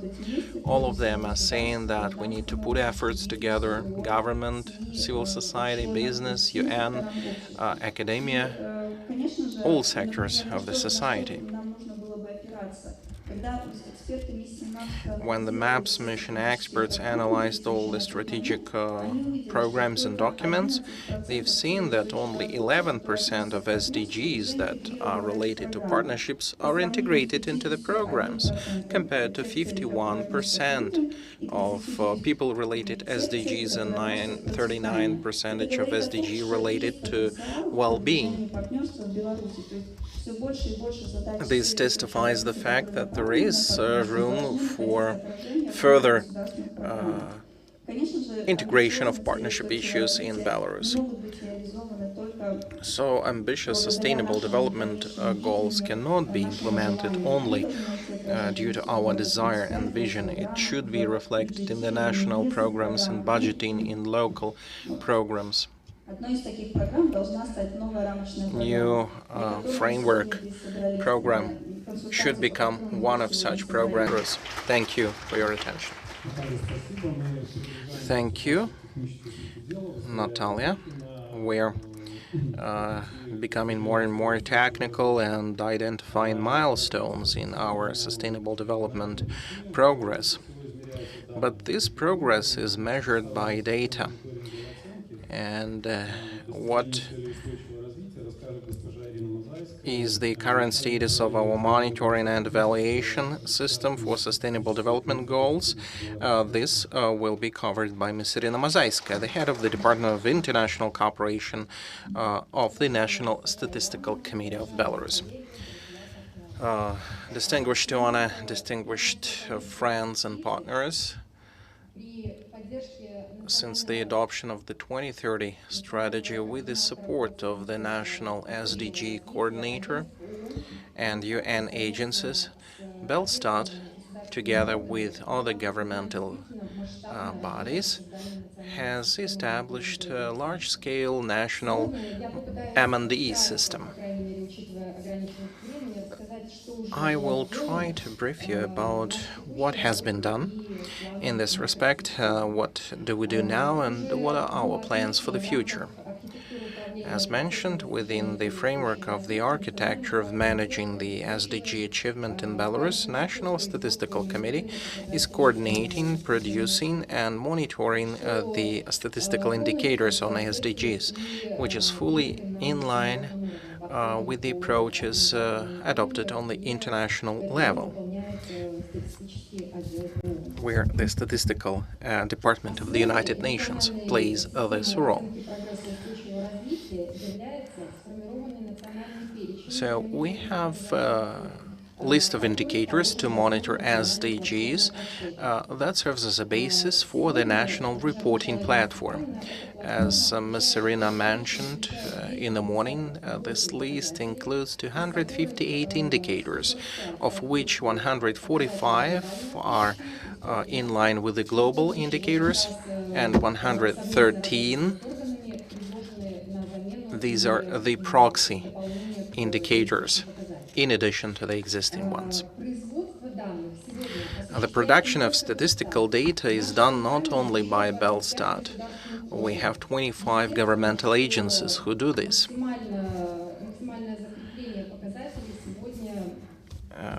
But it's clear that Belstat is preparing and producing most of the indicators, being the statistical agency in the country. National indicator system is developing, and here are the areas of our further development. First of all, we continue adapting international methodology at the national level. We also try to disaggregate the data, we're using new data sources, and we try to localize SDGs.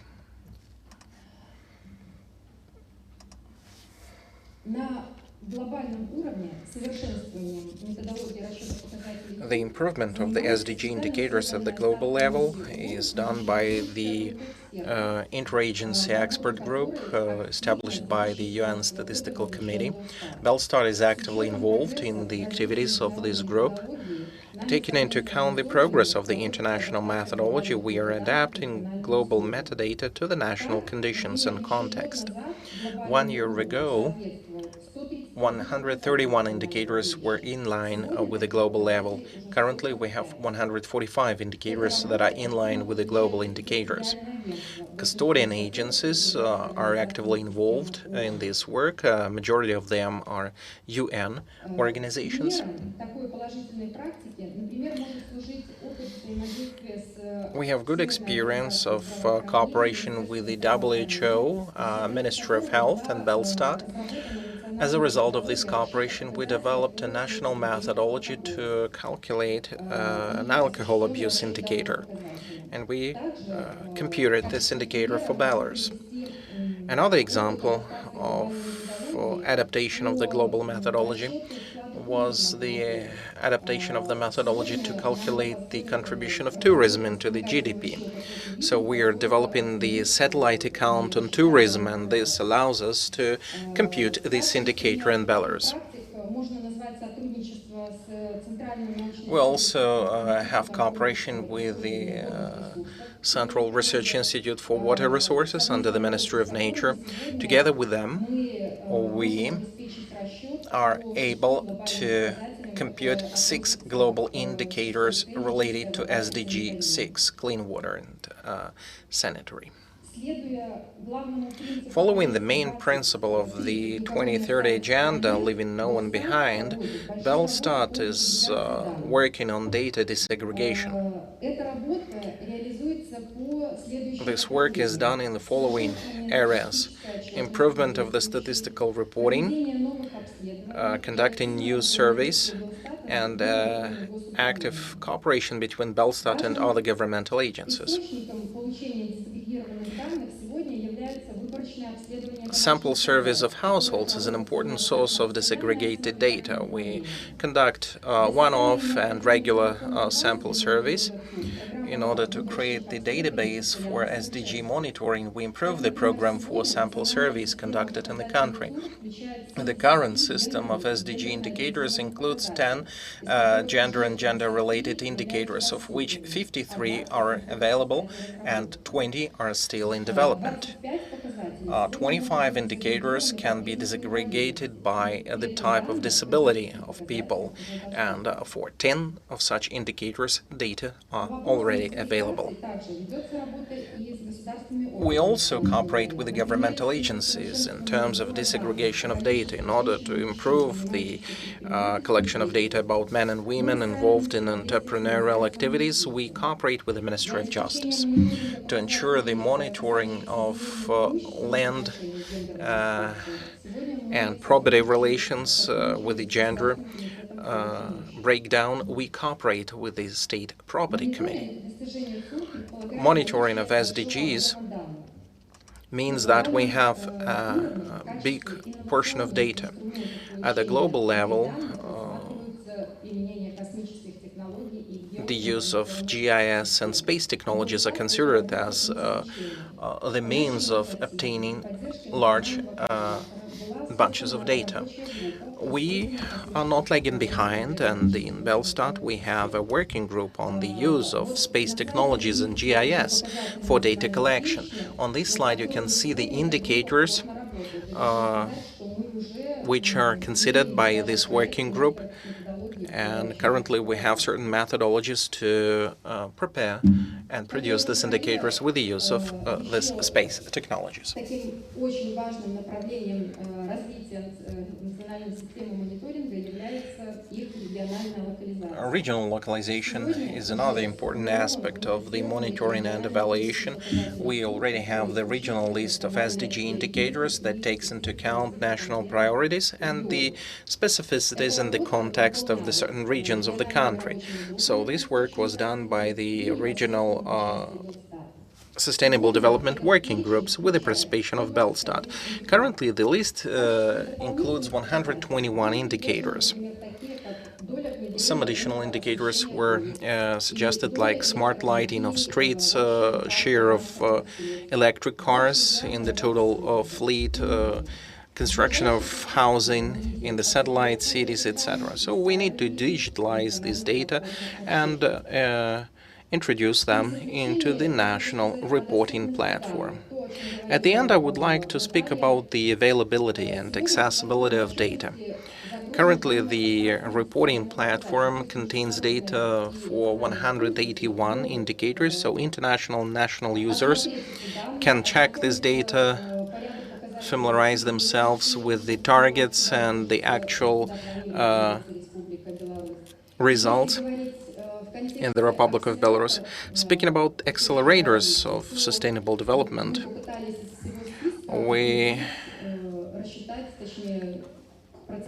have tried to calculate the availability of data percentage-wise. You can see it on the screen. I would like just to add that currently we have the national reporting platform, but despite that, we also have new information resources of Belstat that serves as a source of data. For example, we have a children's web portal that was established with the support of UNICEF. In the near future, we plan to launch a statistical model on gender statistics. At the end, I would like to mention that Belstat is very thankful to UN family for the support that they grant to us. And we do hope that this cooperation and support will be reinforced and serve as a basis for the new framework program. Thank you very much for your attention. Thank you, Irina. On behalf of the UN family, I would like to thank the National Statistical Committee for cooperation, because data collection, analysis and monitoring is one of the practical mechanisms that help to implement sustainable development goals. Dear colleagues, I would like to give the floor to another speaker who will present a view on the UN family work. So the next presentation is the key outcomes of evaluation of the UN Development Assistance Framework in the Republic of Belarus. Mr. Arkady Taritsyn has the floor. Thank you. I was really impressed by the number of people who have attended the consultations today. It again shows the interest on behalf of the governmental agencies and on behalf of the UN system in general. As we heard in the morning, the opinion was shared that the framework cooperation program is needed, and that's why we hope that it will be really developed and will reflect all our needs and interests.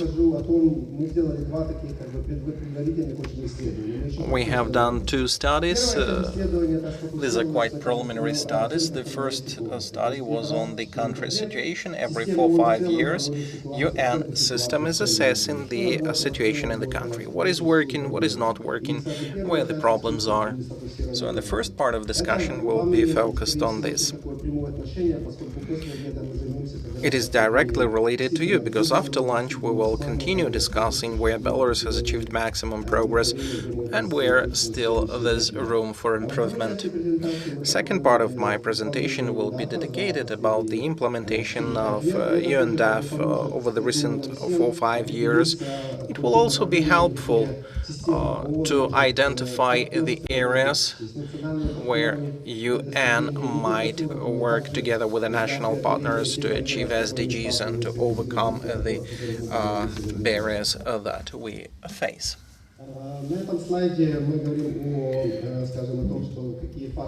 This slide shows the factors facilitating achievement of SDGs. In Belarus, we have a clear SDG implementation system, a social focus on the policy allows focusing on SDGs in a more strategic manner. National Strategic Development concept is approximated with SDGs to the maximum extent. So next slide presents the national architecture that was mentioned in the morning, and I will try to identify the areas where Belarus achieved the maximum progress.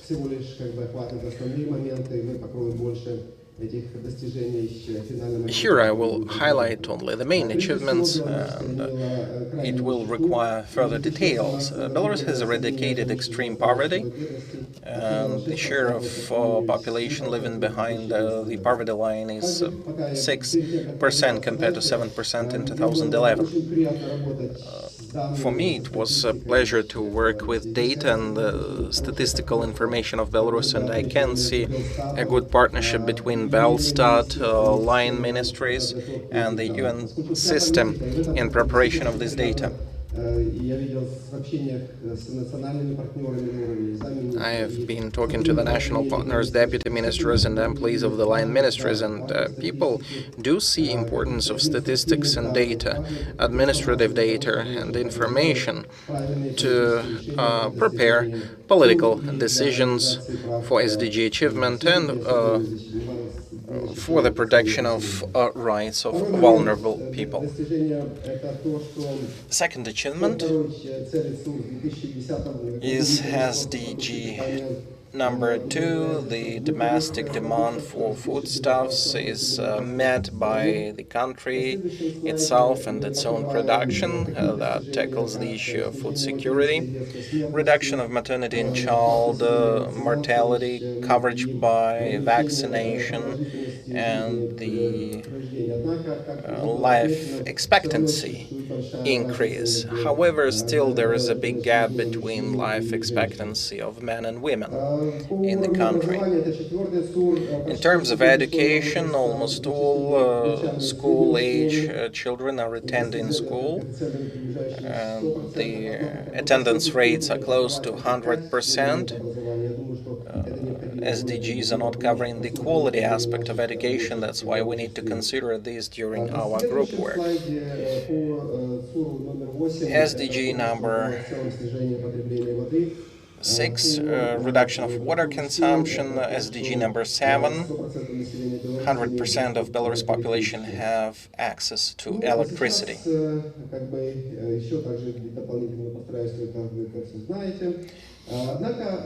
However,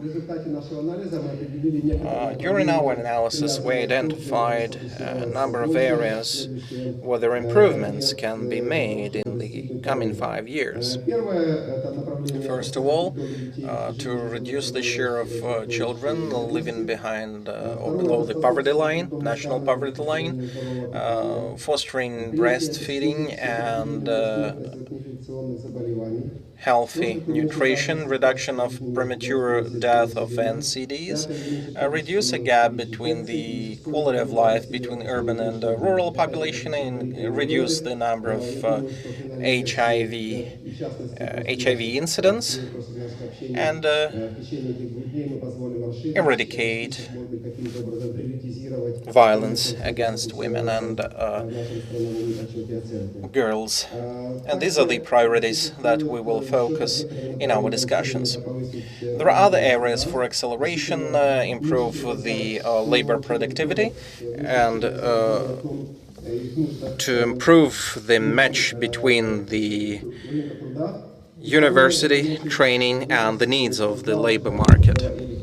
And also to reduce CO2 emissions due to burning fuels. The next two slides are on identifying vulnerable groups. The idea is as follows. Yes, indeed, we progress a lot in terms of SDG implementation, and Belarus is one of the regional leaders in terms of SDG development and in shaping the SDG system. And this can be replicated by many countries over the region because you are definitely the leader in this. But it's important not only to progress in the SDGs, but also to focus on the groups that are not protected to some extent in order not to leave no one behind.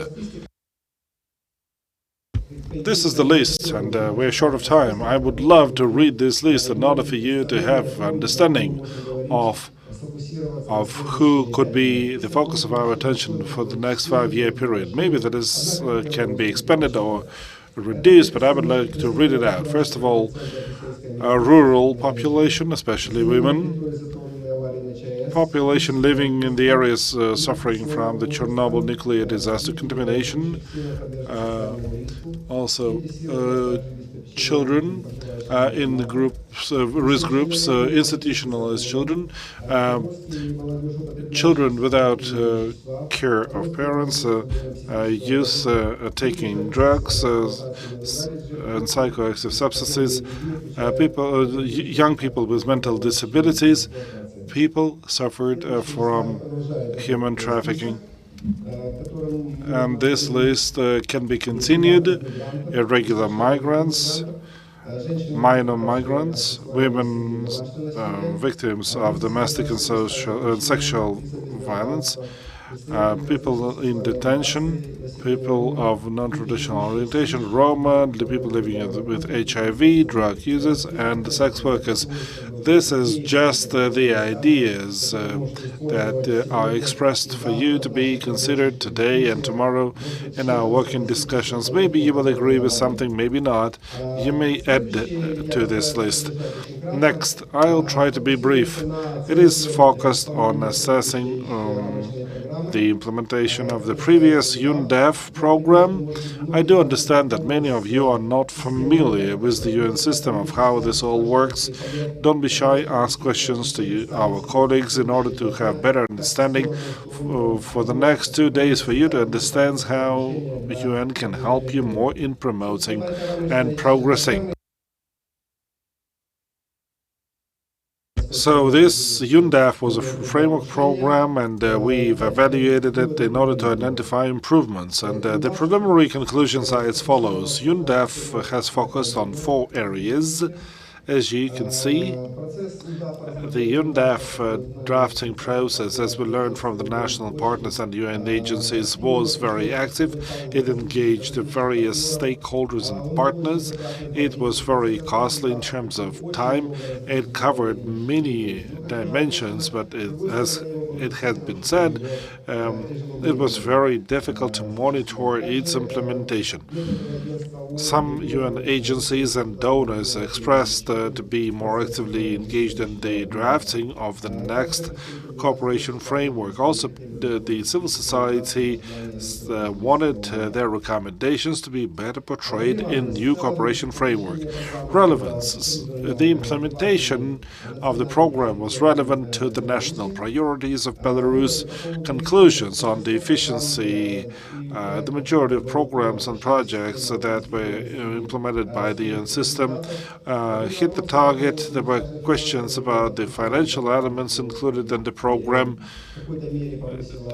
that has improved the situation to a certain extent. There was some misunderstanding between the national partners and the UN system on what scope of financing will be used, and also the examples of efficiency of UNDEF. And for the sake of time, I'm not going to dwell on this. Resilience and sustainability, yes, we can say that some of the projects were sustainable, like adopting new regulatory frameworks, some local initiatives, but the projects which were small in their scope, that were short-term, did not prove to be efficient. We also believe that the UN development system could use the mechanism of assessing UNDEF for reviewing the priorities. So let me focus on the recommendations now.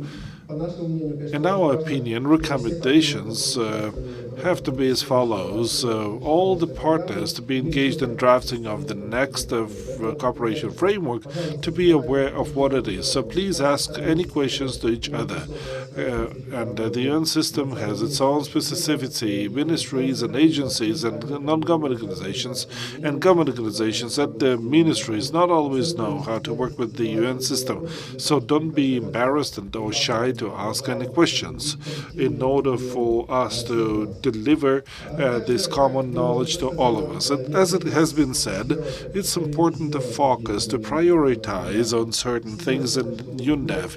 And we have to say that indeed we're going to achieve the following goals. We're going to focus on 4 main priorities in the next cooperation framework. We're going to work together, and we're going to say who is going to do what in order to achieve these goals. It's also important to improve the system of monitoring and evaluation.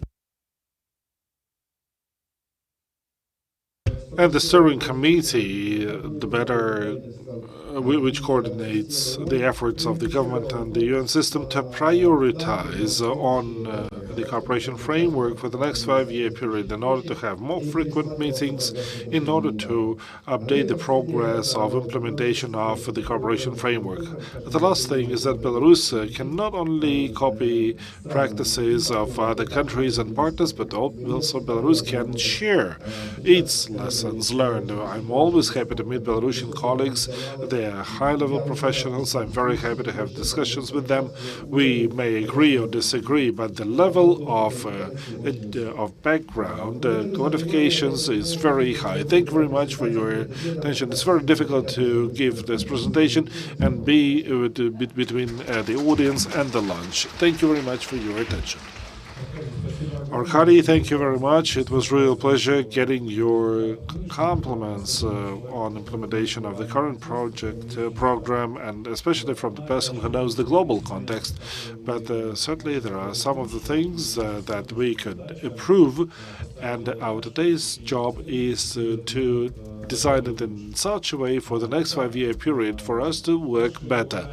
So our distinguished presenters have expressed themselves, they energized us, they gave us lots of data, and they introduced us to this agenda. And then during the next part of this program, we have to work in such a way that this energy is generating the outcomes that we would like to see, and that would benefit the people of Belarus. So this is the interruption. And I suggest us to be back at 1 p.m. And Yulia Anushkin and Vyacheslav Sedergeika will tell us, as moderators, of how the groups are going to work. I would like to ask all of you to stay here and not to leave us now. And in any case, I would like to invite you all downstairs to the restaurant for lunch. This is a recharging session. Thank you.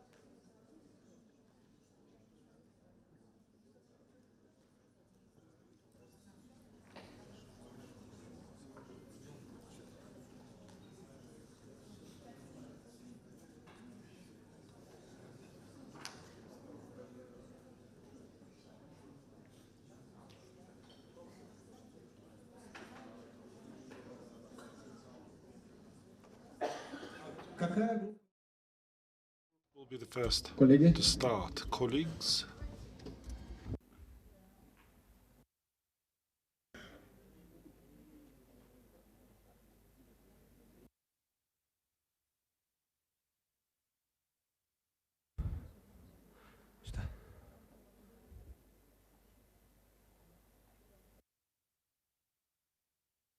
Капитаны, капитаны. А, готовы? are you ready? прошу, Владимир. Please come over. Спрашиваешь, капитаны? Один человек поднимает руку. When you say captains, and then somebody raises a hand, which means this is the captain.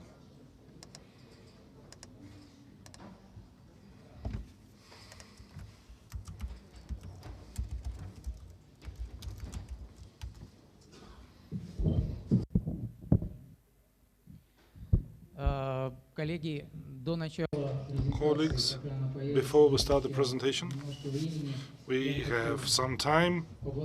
I would like to thank myself, to thank myself, all of your participation.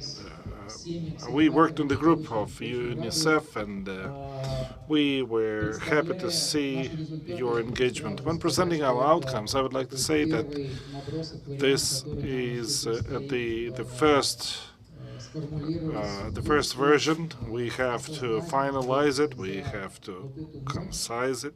We have to digest it overnight in order for us to enrich this tomorrow by having a more comprehensive content. Therefore, once you have it on the screen, please consider that this is the first option. And I'm going to introduce you the outcomes of the group effort on the accelerator called Focusing on Youth, Adolescents and Young People. Coming upward, I would like to say that we have reviewed this in an integrated way, and we've highlighted the challenge of elderly people, and it was justified because this is a systemic view. Someday, children, adolescents will continue facing all the problems and challenges, and then they will come to late years, and then they will yield the fruits of their nasty youth. And at the same time, we have to rely on the support of youngsters in the future, who will be the active developers of the GDP per capita. Today's youth will ensure the stability of our pension system. So these are the outcomes, and I would like to ask you to show your understanding. By 2025, a favorable environment will be shaped for implementation of measures to improve health of the population through intersectoral and interagency partnership, including vulnerable groups. Outcome 2. By 2025, quality and inclusion of education and engagement of youth in the labor market will be improved. Outcome 3. By 2025, awareness and resilience of families with children will get improved. We have not explained what awareness we mean, and we will provide the details tomorrow. Outcome 4. By 2025, we will improve inclusion of the process of decision making and the efficiency of delivering services to vulnerable groups. Thank you very much. These are the outcomes of our group work, and the accelerator is focusing on future generation, means adolescents and youth. Thank you. Captains? Let us listen to the outcomes of your efforts. We will have the whole day tomorrow to finalize those things.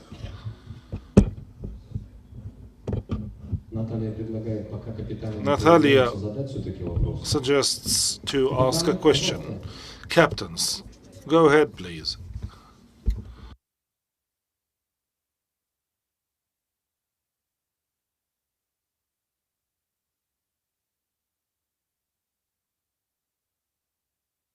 While Captain is getting ready, we can continue here. I have the following question. If we speak about focusing on future generations, shall we shape the outcome based on what will be the most beneficial to the future generation for adolescents and youth at all?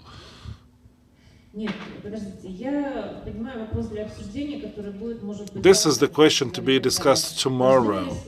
Shall we say that by 2025, not just the system, not just the environment, not just experts or quality of education will get improved, but youth and adolescents will be better educated, will have skills, will have empowerment in social life, will be more successful in employment.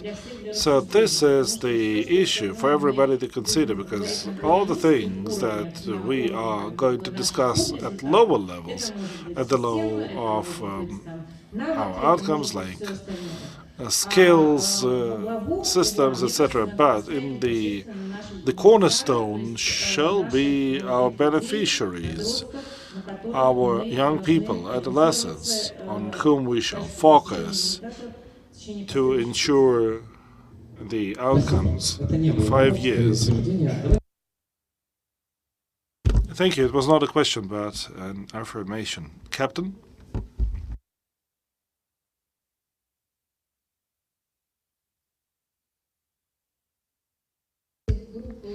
Just like all other groups, we had a broad scope of acceleration, transition to green, inclusive economic growth. And despite a relatively complicated process that we went through and the huge number of participants, and thank you very much to all those who joined our team, we've managed to put down the majority of ideas. At that, we've managed to identify a systemic approach to discussing this dimension, to discuss in what way economic and environmental and social and inclusive elements exist in this process.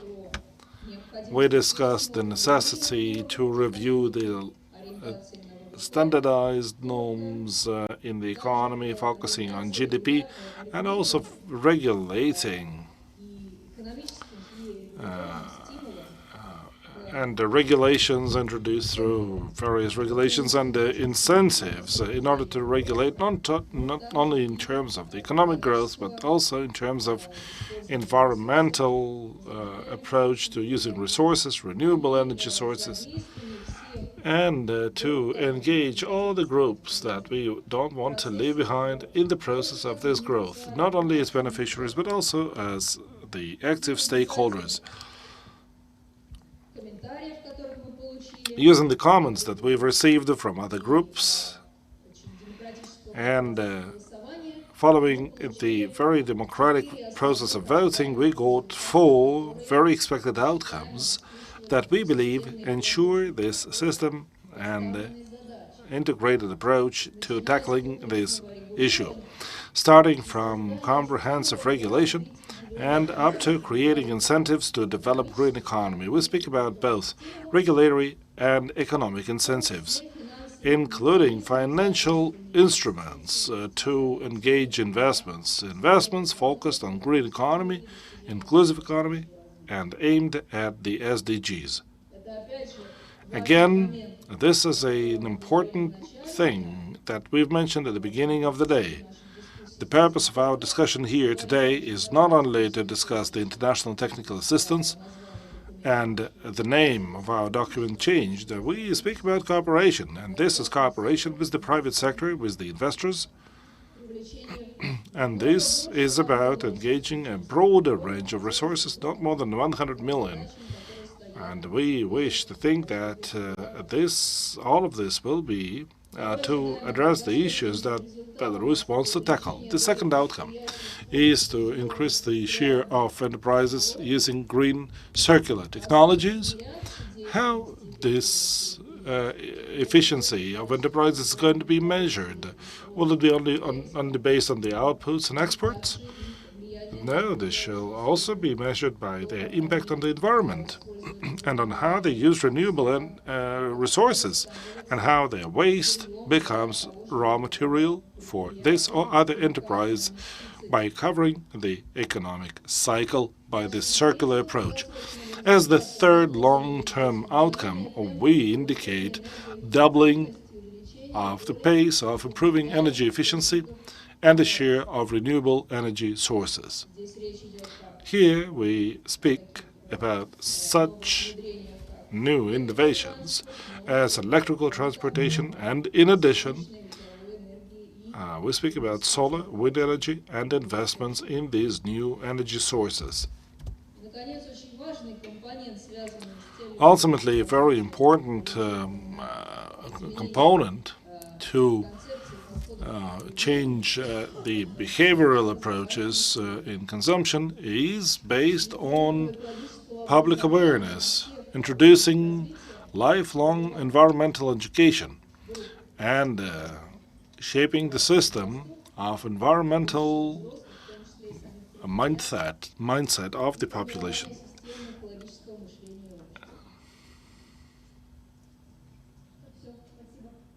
This is it. Thank you very much. Thank you to our group and to all of you who offered your ideas and suggestions, who were engaged in our work. Captain?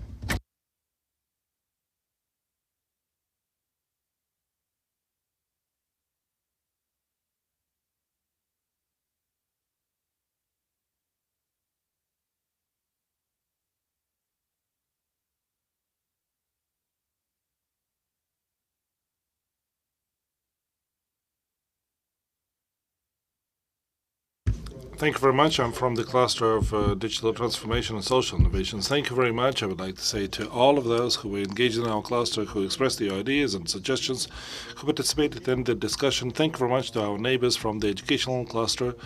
Thank you for your contribution and suggestions that we received at the end. Before giving our outcomes, I would like to briefly tell you about the history of our discussion, how we came to such outcomes. At the beginning, we highlighted through priorities 3 dimensions. The navigator was the Ministry of Communications of Belarus and the National Center of Electronic Services. We highlighted 3 main areas in which we are going to shape our discussion, which includes e-state, because we are speaking about a human-centered business approach, and we speak about this, it's broader than e-government. Then digitalization of regions, we agreed that everything is going to be good, and we are speaking about the digital divide between cities and rural areas.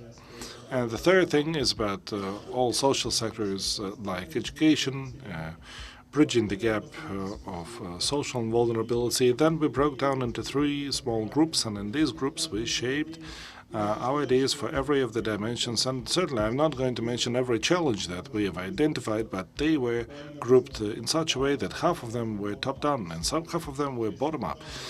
And we've agreed that we have good infrastructure, we have a good information infrastructure, and there are various challenges associated with this. The information system of the state bodies is not really coordinated in some of the electronic services. And the issues of cybersecurity and personal data protection is also an issue, and we also discussed it. And from the point of view of the government, this is what we can see. This is from the top to the bottom. And speaking of the bottom-up issues, we can see large capacity in the population. We have high IT literacy, people have smartphones and computers, and this capacity is not fully used.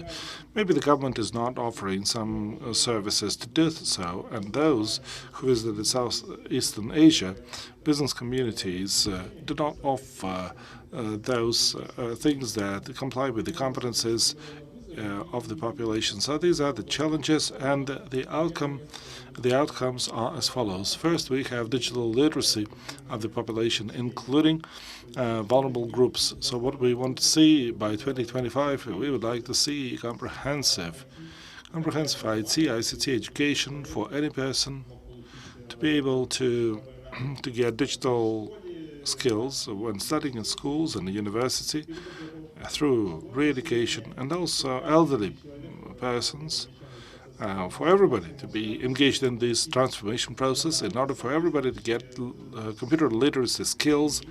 And by using this skill, and for this skill to be always relevant, because those people who are not skilled, they will lose jobs because of the automation. So these people who lose their jobs do not have to be abandoned. They have to have an opportunity to make their living. The second area is infrastructure. So 5G is introduced in the world, Internet of Things, and the major priority was smart cities. We want to make our cities smart by 2025, so that technologies work for the benefit of people and business, boosting labor productivity and economic efficiency. Third area is interaction between the government and business, the government and the population through digitalization, so that we have universal digital services that are meant for the needs. We work with some other countries where such services are redundant. They created e-government systems, but very few people are using this. It is important to make this technology efficient, sufficient, and protected from cyber attacks, so that people trust into these services.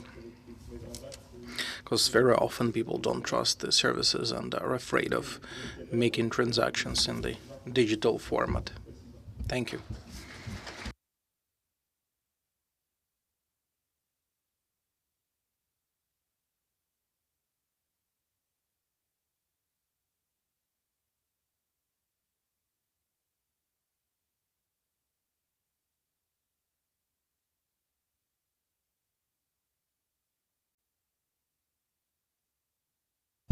Gender equality, its last but not least issue. Well, first of all, I would like to thank all the participants of the group that we worked with first. The second group that joined us as a result of the rotation, they argued with us. They provided food for thought. It's good that during our discussions we were finding consensus. We didn't even have to vote for the outcomes.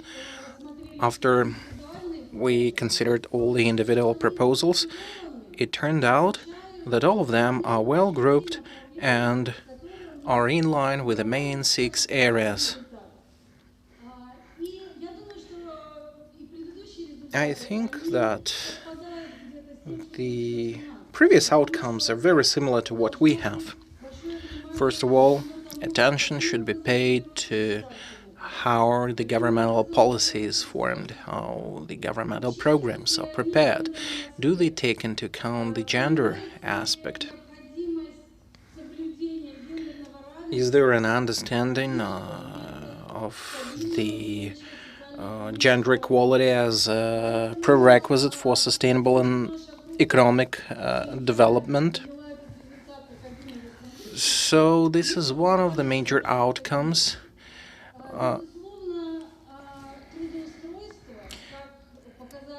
Employment as an indicator of social and economic development and welfare, health of people, health of men and women. These are very important elements. When we ensure equitable access to employment for men and women, this is another factor that needs to be taken into account, and this is the factor that makes our society equitable, able to move forward and develop. So we included representation of women in the boards of the companies and participation in the modern sectors of the technology like IT and equitable access of men and women to non-paid labor and activities like caring about children and housework. This is also one of the major outcomes.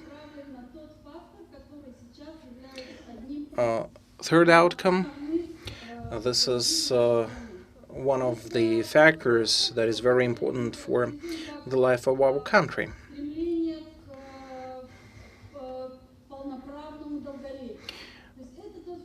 This is trying to achieve active aging and well-being. Unfortunately, our population is getting older, and we need to pay attention to this factor. It was also spotted by the MAPS mission a couple of years ago. This factor now is becoming more and more relevant. According to UNECE, by 2050, around 40% of population in Belarus might be older than 50 years, and we cannot but take this into account. So the third outcome of our group work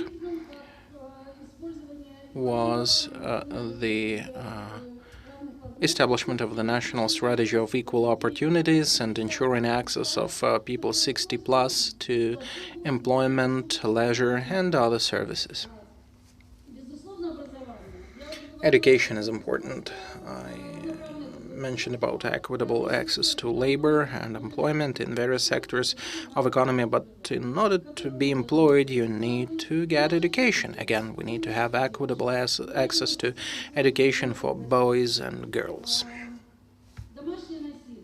Domestic violence. We do not have a separate law on domestic violence, and the absence of this law is a risk factor. And since we don't have this law, this means that we do not have clear mechanisms to protect women and families, children and families, protecting them against domestic violence. So there is no doubt that by improving legislation, we can improve the situation. So we need really to have this piece of legislation. We need to formulate the respective policies.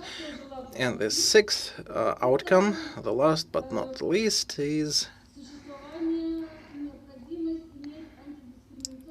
the need to have anti-discrimination legislation for different areas of the society. We discussed the need to improve legislation and existing practices for people with disabilities. We're speaking about reproductive health and other aspects in particular. It is also very important to develop services, to develop policies to work with women and men who are imprisoned. Many women are mothers, they have children. How do we help them? What kind of assistance they require? We do not know this. That's why we are not able to meet their needs and provide the services to them when they are released from prisons. So again, this is one of our focuses.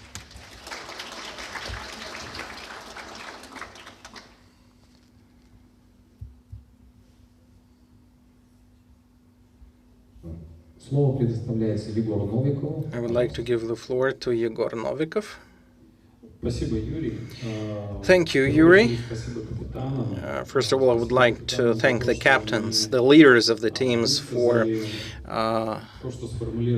sharing the results of their teamwork. Captains were representing various UN agencies, but the teams were 90% national teams, and they were formulating national priorities. What we see here, these are the wishes of different strata of the Belarusian society. This is how they see the sustainable development of the country for the upcoming 5 years. These are the results of our intellectual discussion. These are just preliminary results. There might be different views on these outcomes and results. Some people might disagree. However, it was very interesting to see that the gender equality group had a consensus. People were not voting. They just reached an agreement, and I witnessed it myself.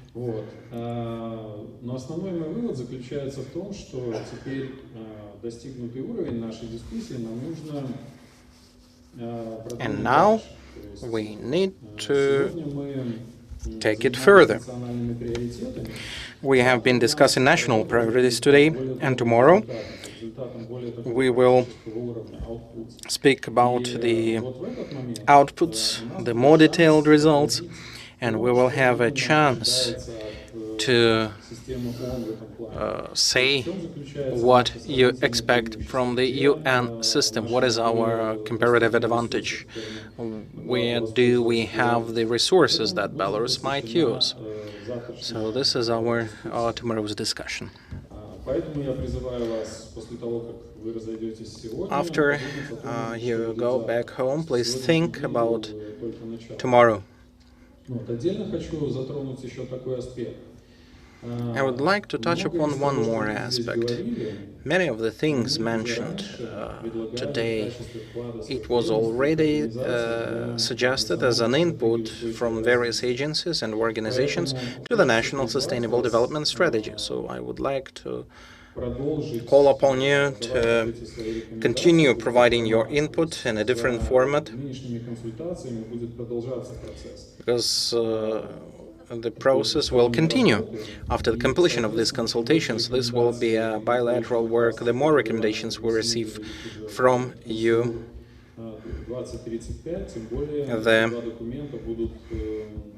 the better documents and policy documents we can prepare.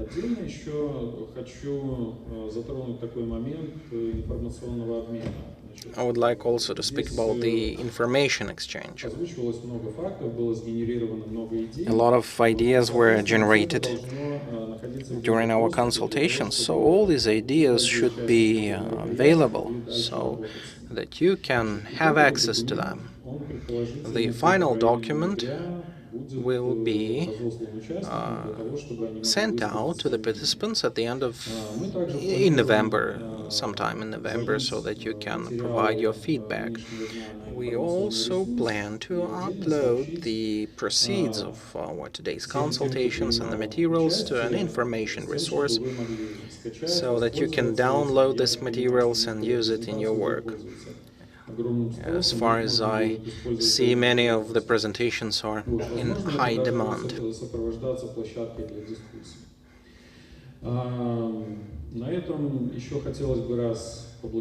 I would like to thank you for active participation.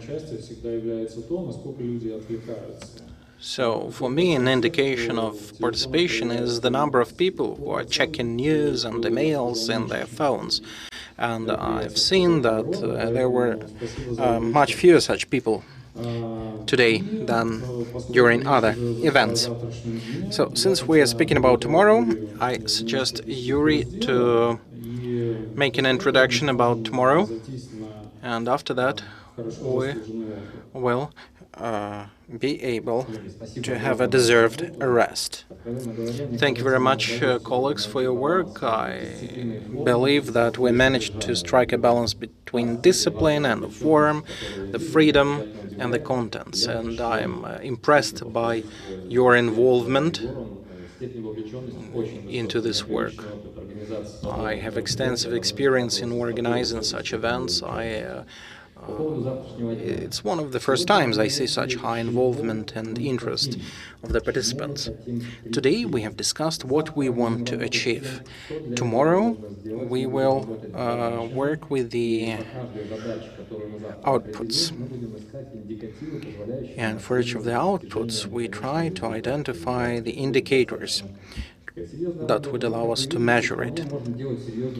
It's quite a serious work, but you see that this work can be done in a very fun way, and I hope that tomorrow we will work in the same active format. So each of you should receive a form in your email. If you don't come tomorrow, you will be able to provide your feedback through this form. So we were promised a surprise tomorrow. I don't know what it will be. We start at 9 tomorrow. There will be registration and we'll start our work. So that's it. Thank you and see you tomorrow.